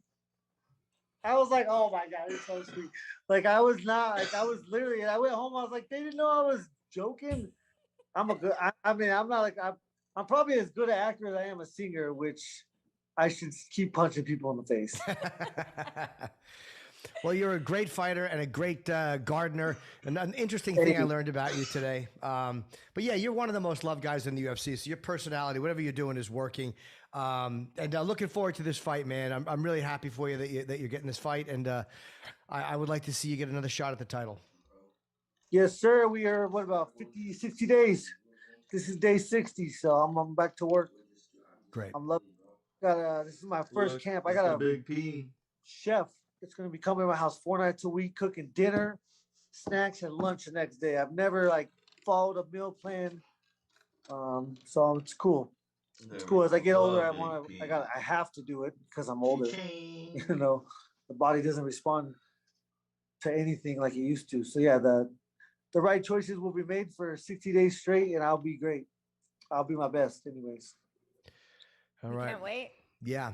Thank you, Justin. It's great talking to you as always. And I can't wait to see you fight in November. We'll see you All right. soon. You have a great day. All right. Take See care of ya. yourself, man.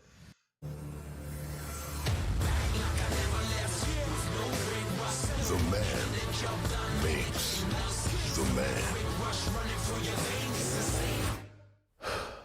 We make his vodka.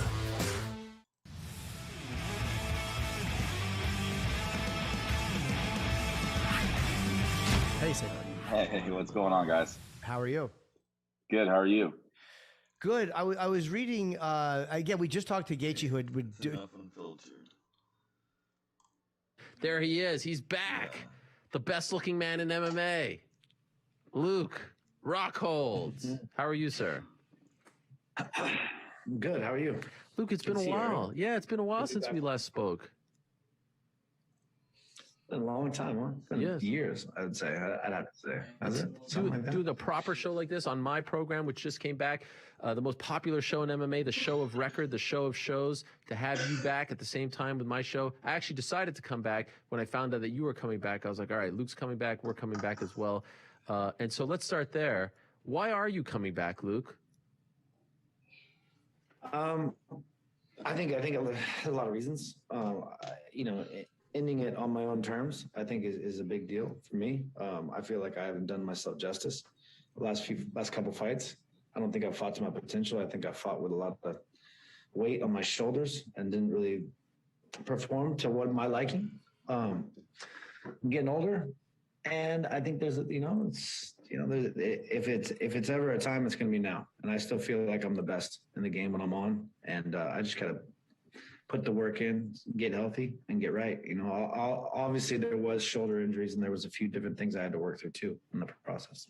I remember talking to you around 2 or so years ago, and you did say, to your credit, I'm not retiring, I'm not going to use the R word, but you did kind of seem to be leaning in that direction. At what point did you start to turn in the opposite direction and start to think about, okay, I'm actually going to start thinking about coming back now?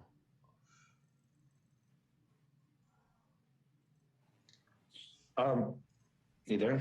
Yeah, you cut out a little bit on us, but now you're back. Did you hear my question, or do you want me to repeat it? I did hear your question. I think time away was necessary. It's good to get away from the bullshit. There's a lot of politics and fighting, and I'm not always on the best path with the politicians behind the scenes. But the time away definitely refreshed me, fired me up, got me wanting to come back and want to do the thing. So I do miss fighting. And when you're away from it long enough, you get that itch and you get that fight in you, and you want to come kick some fucking ass. So I'm here. I'm excited. I think the opponent, it's a good stage. It's a good time.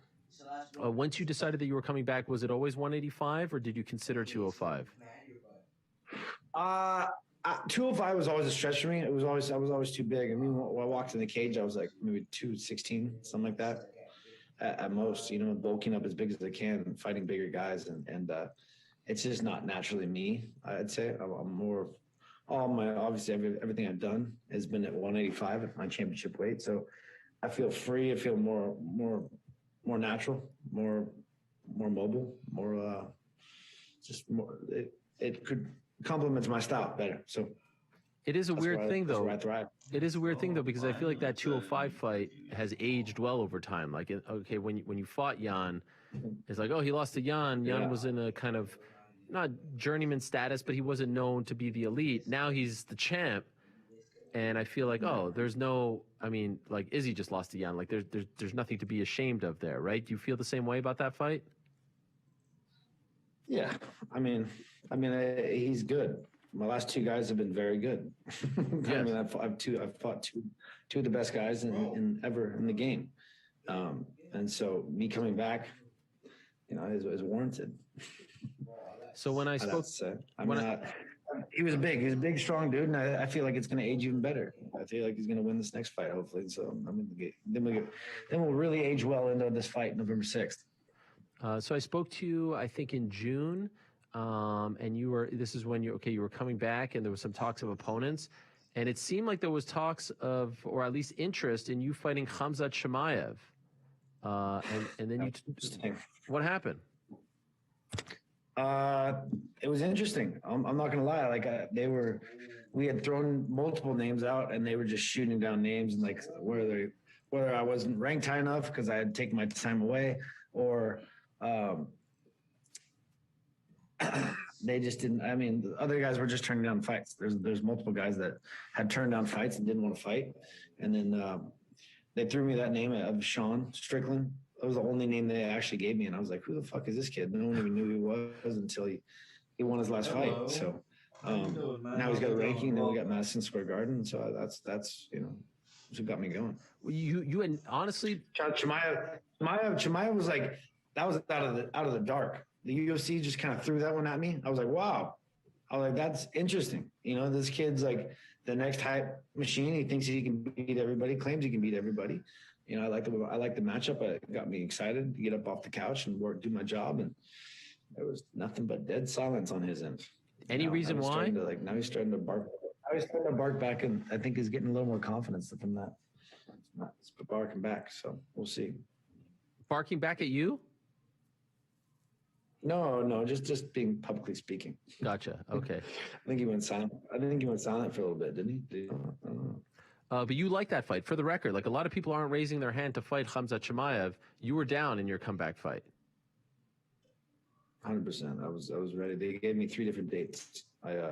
One date was very quick. I think Max was supposed to fight something.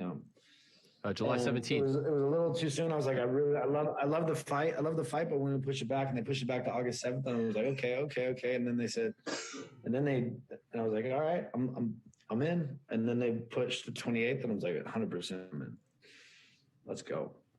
3 different dates. Wow. And I'm assuming you've watched him. What do you think he's overhyped? Do you think people get too, hyped about him because? I never said he's overhyped. I mean, I hear good things about him. I think he's tough. I think he's good wrestling. He's got good. I don't know about his ground game. He seems decent, but he's an interesting matchup. And that's what I wanted. I wanted something interesting. Hey, what's up? So you end up with Sean Strickland. Is it because you saw him against Hall and then you're like, all right, this guy's interesting enough.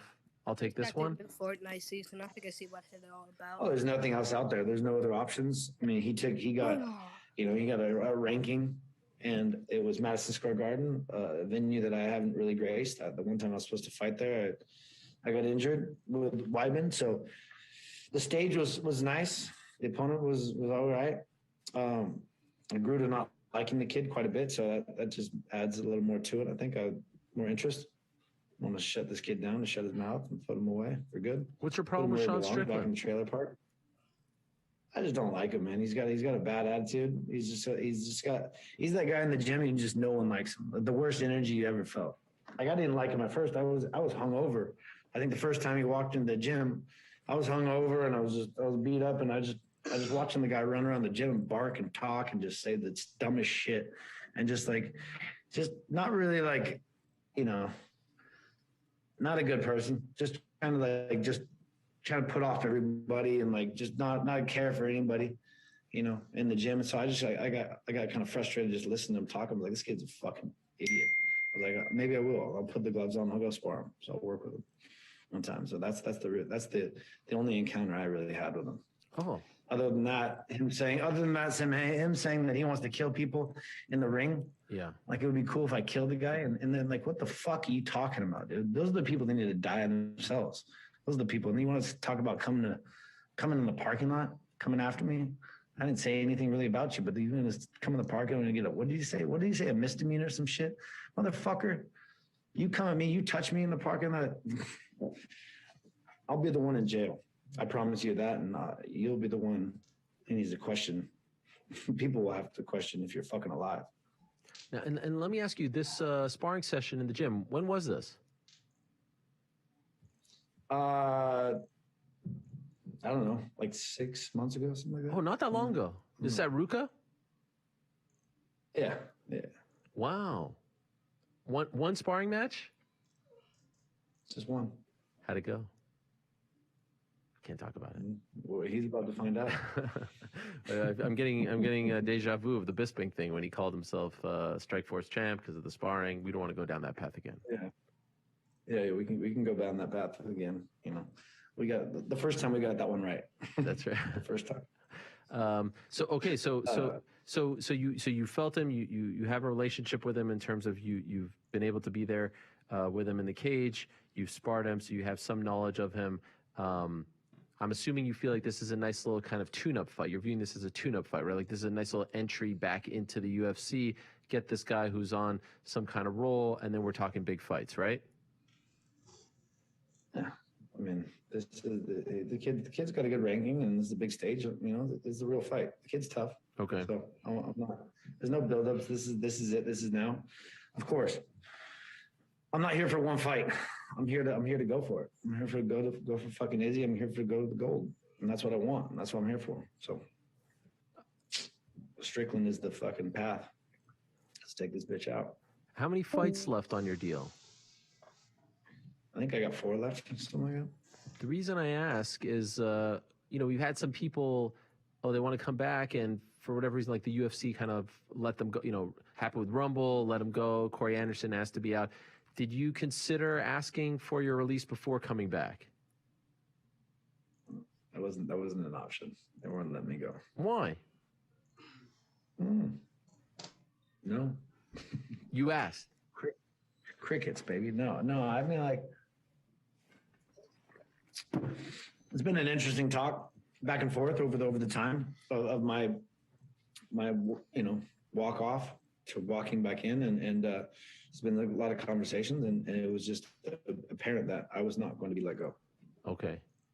The reason I ask this is you have been vocal about some of the things you don't like about the UFC, vocal about some of the things you don't like about UFC President Dana White. And so I'm wondering if part of the reason why you were vocal was to try and get them to let you go. Like, hey, I'm an unhappy camper here. I don't really want to be here. I don't want to work with you guys. Just let me go and I'll go away. Was that part of the strategy? No. That's not a strategy. That's a dumb strategy. If anyone wants to follow a strategy, that's not the strategy. Because you say that shit, they're going to want to lock you down even more. Right. So why are you saying that's the opposite? That's the opposite of the strategy. You want to be the nice guy. You want to try to butter them up and get the fuck out. No, I just speak my mind and say who I am and how I feel, and for better or for worse, it is what it is. I don't give a fuck. I'll do whatever I want. I'm not gonna kiss anybody's ass. I'm not gonna hold my lip. I'm gonna fucking say it just how I feel. How do you feel about the state of the MMA business right now? This kid Jake Paul is bringing a lot of attention to fighting, and I think it is helping. And a lot of the other fights too. Everyone else too. I mean, all this whole celebrity world is trying to be a fighter. It's kind of funny, kind of cool, and kind of stupid all at the same time. Yeah, my friend. This is like, guys, everyone's trying to get paid to fight. Everyone loses a little bit of relevancy in their career, and they're like, "Oh, I'm gonna fight now. I'm gonna fight." Why? Just sometimes people need to stay in the lane, but at the same time, it is cool because it is bringing popularity and awareness to the sport. But isn't it interesting? They're going to boxing. A lot of bums out there trying to get paid. They're going to boxing. They're not coming to MMA to do this. So what does that say about the business of boxing versus the business of MMA? The business of boxing is a much more lucrative business. You get what's called the Muhammad Ali Act. You have what's called, we can bid to promote. Promoters can bid to the fighters, not just monopolized by one company who dictates what you get paid. So they're taking 60 to 80% of the revenue, whereas we're taking 16% of the revenue. Most other sports are taking 50% of the revenues. So if you want to balance all that out, yes, there's the balancing game of fighting, why people choose different routes. Boxing is getting paid. And so why would you fight a much more dangerous sport and not get paid as much? All those celebrity people they're going to jeopardize themselves like that. Mm-hmm. They don't want that. They don't have that dog in them. They don't have that nastiness. That's why you box. That's why you bitch and you box. Okay, so I posted something about fighters not coming together and all this stuff, and why probably, after the Cannonier thing, and you wrote on my Instagram, you were like, I think you wrote "sad but true" or something like that when I wrote this. Would it be fair to say that you believe that this would behoove the fighters, or it would be good for the fighters to try to come together, to have a collective voice, to have collective bargaining, to have a seat at the table, but you also don't think, because everyone's looking out for themselves, selfish, that it won't happen, at least not in your time as an active fighter? No one has enough balls. No one has enough cojones. That's the problem. And there's not enough there's very few people that have the fucking balls, but to get the right amount of people together to do that thing, that would never happen. No, not in any foreseeable future. Right. There's no one. They give out enough to make everyone come back for more. You know what I mean? And then someone fucking sparks up a conversation and they get shelved until they run out of money and they want to come back and they have to do what they have to do and they have to take the paycheck they have to take. This is the game we play. Do you have the balls to do it? Do you want to do it? I'll do whatever I want. I think I've spoken my mind enough to you understand that I'm going to say exactly what I feel, how I feel. The fighting is fighting. I'm under contract and I just want to fight. And I want a chance to get back my gold and finish this bitch on my own terms. And so that's why I'm here and that's why I'm doing what I'm doing. Given the landscape and the business, was there a part of you where like, yeah, I do feel this way, but also the 16%, the this and that, I don't want to go through all that again? Or did that never come up? Did you like, I'm back, I'm fighting, I want this for myself, for pride, not for business, not for anything else, just so I can end things my way? Like, did you have that? Did you, because it's very, here's why I asked the question. That's the thing I had to come to grips with. My time away is like, I'm just sick of it and tired of it, but like, but I know that I'm still the best at what I do, and for myself, my pride and my own, this is for me, 100%. Okay. Do you think it will ever happen? For me, this is for the people that believe in me and my family, my friends, and everybody out there that's fucking got my back. You know, there's a lot of people that do, and so I'm doing this for all of us, for sure. But most importantly, it's for me. Do you think it happens anytime soon? What's that? The fighters coming together and I mean, no. I mean, if they're going to do that to Francis, and then no one else, none of his two brothers aren't going to get behind him and sack up and be the man they should have been when he got shelved. You got two Nigerian brothers, the champions, that should have just stood by him and been the man. Then maybe that could change the landscape, but that's about it. Mm-hmm. You're referring to? That's all. I saw an opportunity. I saw an opportunity there. That's the opportunity I saw. Other than that, you need 25 guys. 25 guys not coming together. Maybe more. I don't know. Maybe less, give or take. That shit ain't gonna happen. Or the managers with their big stables, right? Less managers, but they can maybe get everyone on board. A couple managers that play parts, you know, and Wait, are you implying, Luke, that there are managers who are more on the side of the UFC than the fighters? You're not saying that, are you? What? Come on. What are you talking about, dude? What are you talking about? Come on, bro. You talking about that there's actual like guys who care more about their standing with the UFC than their actual clients? I'm just a fighter, bro. I'm just a fighter. That's all I know. So you were saying you thought there was a big opportunity for Izzy and Usman to stand up for Ngannou and come together because they're all champions, right? They got the clout. That was the only thing that I saw that would actually could have leveled the playing field and changed things for the better. Is that when you fuck with Francis and you got this three amigos Nigerian brotherhood, if those two would have stood up, they could have fucked. Mm. They could have fucked deep and hard. Now, those two didn't step up. Now, what do you say to a guy who came to train at AK recently, Kevin Holland, who's like, "Hey, man, I'm happy."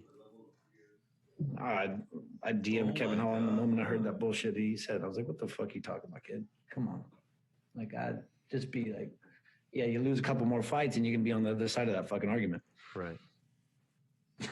And it's not. It's just like, yeah, he's naive. He's a good kid. He's naive. What did he say back, or did he not respond? About that. Oh, he did. Yeah, we talked about it. I love this new Luke Rockhold. This is great. You've always kind of been this guy, but I feel like you're a lot more vocal now. Why? Why are you more vocal? Like you just said, you speak up, you get shelled.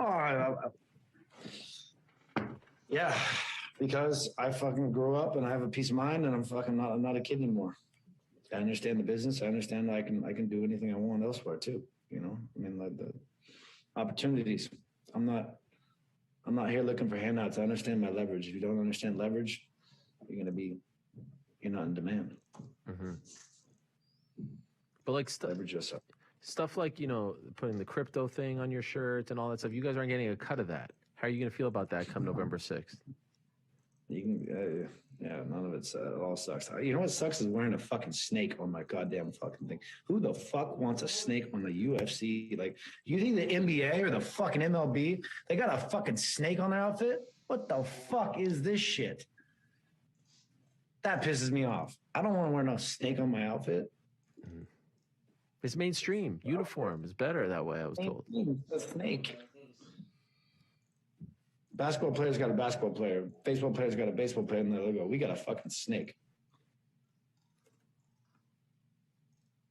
Yeah, it's a tough spot to be in. I feel for you guys. I think, and the UFC will say that I'm trying to be a troublemaker here.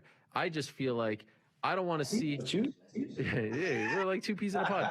I watched Tito Ortiz and Anderson Silva and Vitor Belfort and Evander Holyfield. I know Holyfield's a boxer, but I'm watching guys in their 40s and 50s fight, probably because they weren't very good with their money, also probably because they didn't get paid what they were owed. And now I'm worried that the guys I'm watching now in their 30s and 40s are going to have to do the same thing because they're not getting any money. I just want you guys to get what you are owed, what you are deserving of. 50% down the middle, like it is in other sports. You sign a $1.5 billion deal with ESPN, you guys deserve some of that money. Those are team sports. Those are team sports getting paid 50%. All right. Boxing is the closest thing related, and it's way less popular, and they're getting 60 to 80% of the revenue. All right. Even better. All right. So, I mean, if you want to really compare it, we shouldn't be getting 50. We should be getting more. Okay, fair Fuck enough. that shit. All right, there you go. But I mean, if you really want to break that down, but at least, have a governing body and split the fucking thing. It's like we're a bigger sport than anybody else in this game right now. So why shouldn't we get paid half that shit? And here's the thing. Kudos to them. They're going to keep pushing. They're going to keep taking. They're going to keep taking. And you guys aren't saying anything. Oh, here's a crypto thing. You guys are going to get zero of that, but you got to wear it, and you can't put your own sponsors. Even if they let you put one sponsor on there, like PFL, okay, or at least they do two, actually. That feels a little fair. But here, it's just continuing to push to just see at what point are you guys going to break. And that's what I'm saying. I see no breaking in sight. So maybe everyone's happy with it. There's not enough. Not enough people with balls, man. Not enough. It's yeah. If I was in their position, I'd do the same thing probably. Yeah, well, I mean, there's no resistance. Now, what about you and Michael Bisping? Are you guys buds now? What's happening here? I mean, you guys were like mortal enemies, and I see you clowning around. I was bummed when I saw this. Can I be honest? I was a little bummed. You're bummed. I mean, it's just I see him in the gym here and there, and it's just like I'm not going to nowhere to hang out with Michael. No offense, but he's all right. He's all right guy. I think he's grown. Like as you say, people grow up, people grow and move on, and just whatever. See him in the gym. You actually train together? I'm not gonna not really. A little bit. We grappled. You saw that. Wow, it's amazing. So no animosity when you see him. I let it go. I'm over it. I'm good. I love it. I mean, part of me loves it. Part of me feels like the whole thing was a ruse, that you were kayfabing us the whole time. No, it's not the case. Okay. Forgive and forget. Now, where are you right now? Like, what city are you in right now? I am in Malibu right now. You're in, okay, so when I see you at AK sometimes with DC, I saw you there, I think, last week. So what are you doing? You jumping around? Yeah, I just went up there to get some wrestling in with DC, work on the wrestling and just kind of grind, get harder. And I got all the guys up there with AK. So just to see where I'm at, test the waters, kind of move around up and down that, you got to gauge yourself and to see exactly get different perspectives, different looks. That's always been my game, Who will be in your corner? Test the waters in different, I don't know. Let's see. You haven't decided? I haven't fully decided on my entire corner. No. What are the chances Khabib is in your corner? I need to work with Khabib. Okay, where's he at? He was saying you were being lazy, you're golfing, this and that. Where's he at? He's got family, he's got kids, he's got a lot on his table. He's a man in demand. I think they're gonna come out here like October, November, something like that. We'll see. But they got the whole crew. The guys, they always move mobile. Is it true? So, we'll see. You never know. Is it true Islam ragdolled you? That's what Javier Mendez said. Ragdolled me. Javier gets a little too far down the Russian stream sometimes. He's drinking a Stoli, I think. I don't know what's going on with it. Ragdolled me. He did throw me. I'm not gonna lie. I did. Islam used to. I used to use him for training back when I fought Machida. Wow. And I remember I was using him. I was like kind of light sparring with him. Like he's this new kid showed up, big 55-pounder. I was just like, I was just moving. It was a good body to move with, and I was underestimating it. And I was like, I kind of got lazy on the fence. And I remember he hit me with like a massive head and arm throw, just threw me over the top. I was like, no. I got back up. He's got some tricks. No doubt. Ragdoll, I don't know about that, but he did catch me with being lazy and threw me once or twice. I don't want everyone to get all upset. He said something like that. I might be paraphrasing that word, but it was very clear that he said that like he was throwing you around. And this is a guy who's 155. You're, 155, 170. You're 185, 205. No, there's difference. There's between throwing somebody around and then throwing somebody. Right. Catching somebody with a throw. Yeah. He's tough. I mean, it's tough as they come. I'm telling you. I mean, I've wrestled and grappled with the best of the best, and Islam, there's no him and Khabib are miles apart from everybody else at that weight in the grappling and the wrestling. There's no one that's going to really be able to compete with that. Future champ in a lot of people's eyes. I ragdoll every other 55-pounder in the world, and those are the only two that I don't ragdoll. Wow. Okay. Before I let you go, true or false, you happened to see Sean O'Malley's dad one time and we're talking to him about Cheeto Vera. Is this a true story or not a true story, Luke? What's going on here? Fucking randomly, yeah. I don't know what's going on. Yeah, he showed up to our not at a bar. I read some shit that Sean O'Malley like kind of fucking just voiced out. It was stupid. I actually gave the kid credit. We were drinking and it was pretty lit. We were going to a festival in Montana, and he showed up to our ranch, our private ranch, like with our crew, to come with us to the festival. Okay. So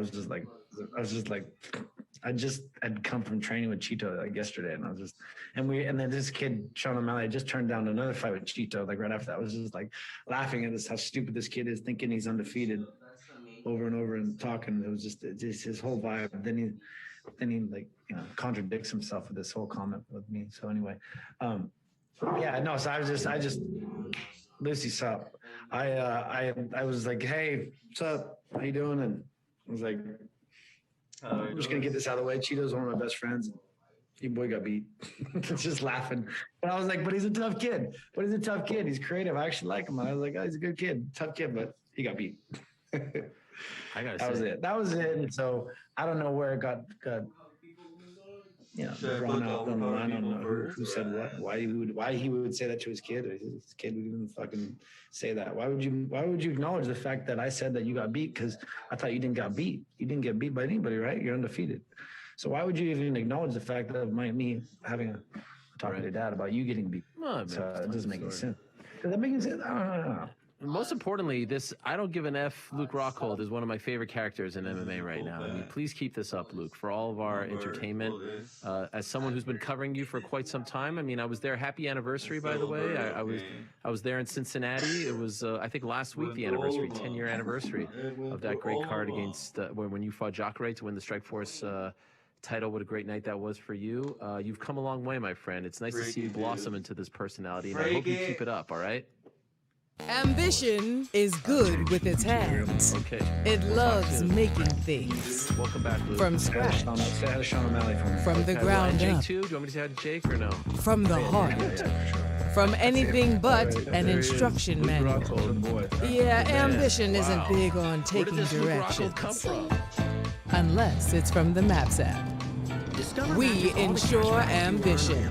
PEMCO Insurance, defender of your Northwest. Accepted at 99% of places in the U.S. that take credit cards. Learn more at discover.com/yes. 2021 Nielsen Report. Limitations apply.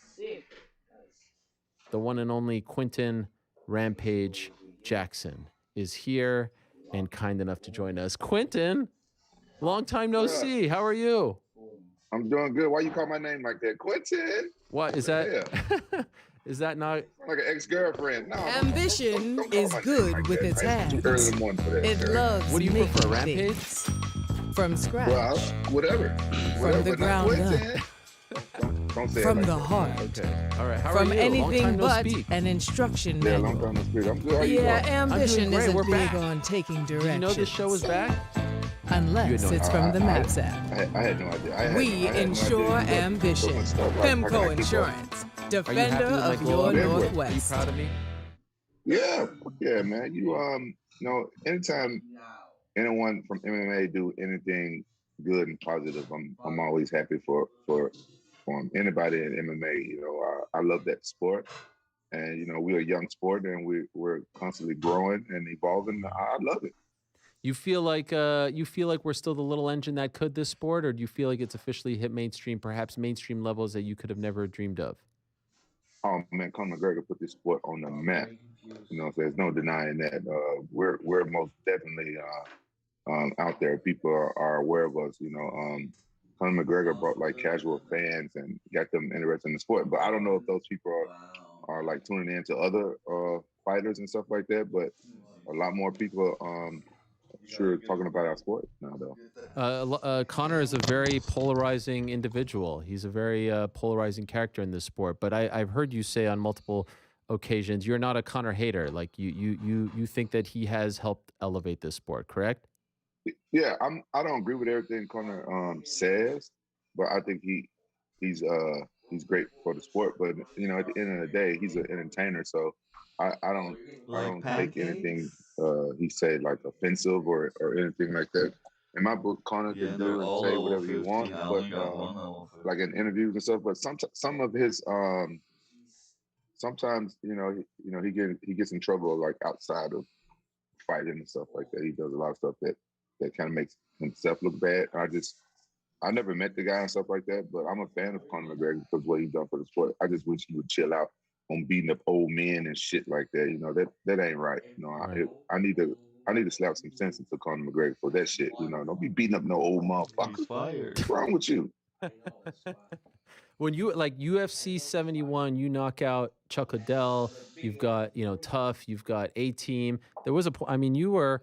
I still think you're an A-lister. I still think you're the man. But everyone wanted a piece of you, right? I mean, you were like, what were you? You were all trim and everything, looking all like skinny and everything. You look great. Did you feel like everyone was coming after you? Did you feel like you were on a on a pedestal, like on a spotlight, like you couldn't make a mistake because people wanted to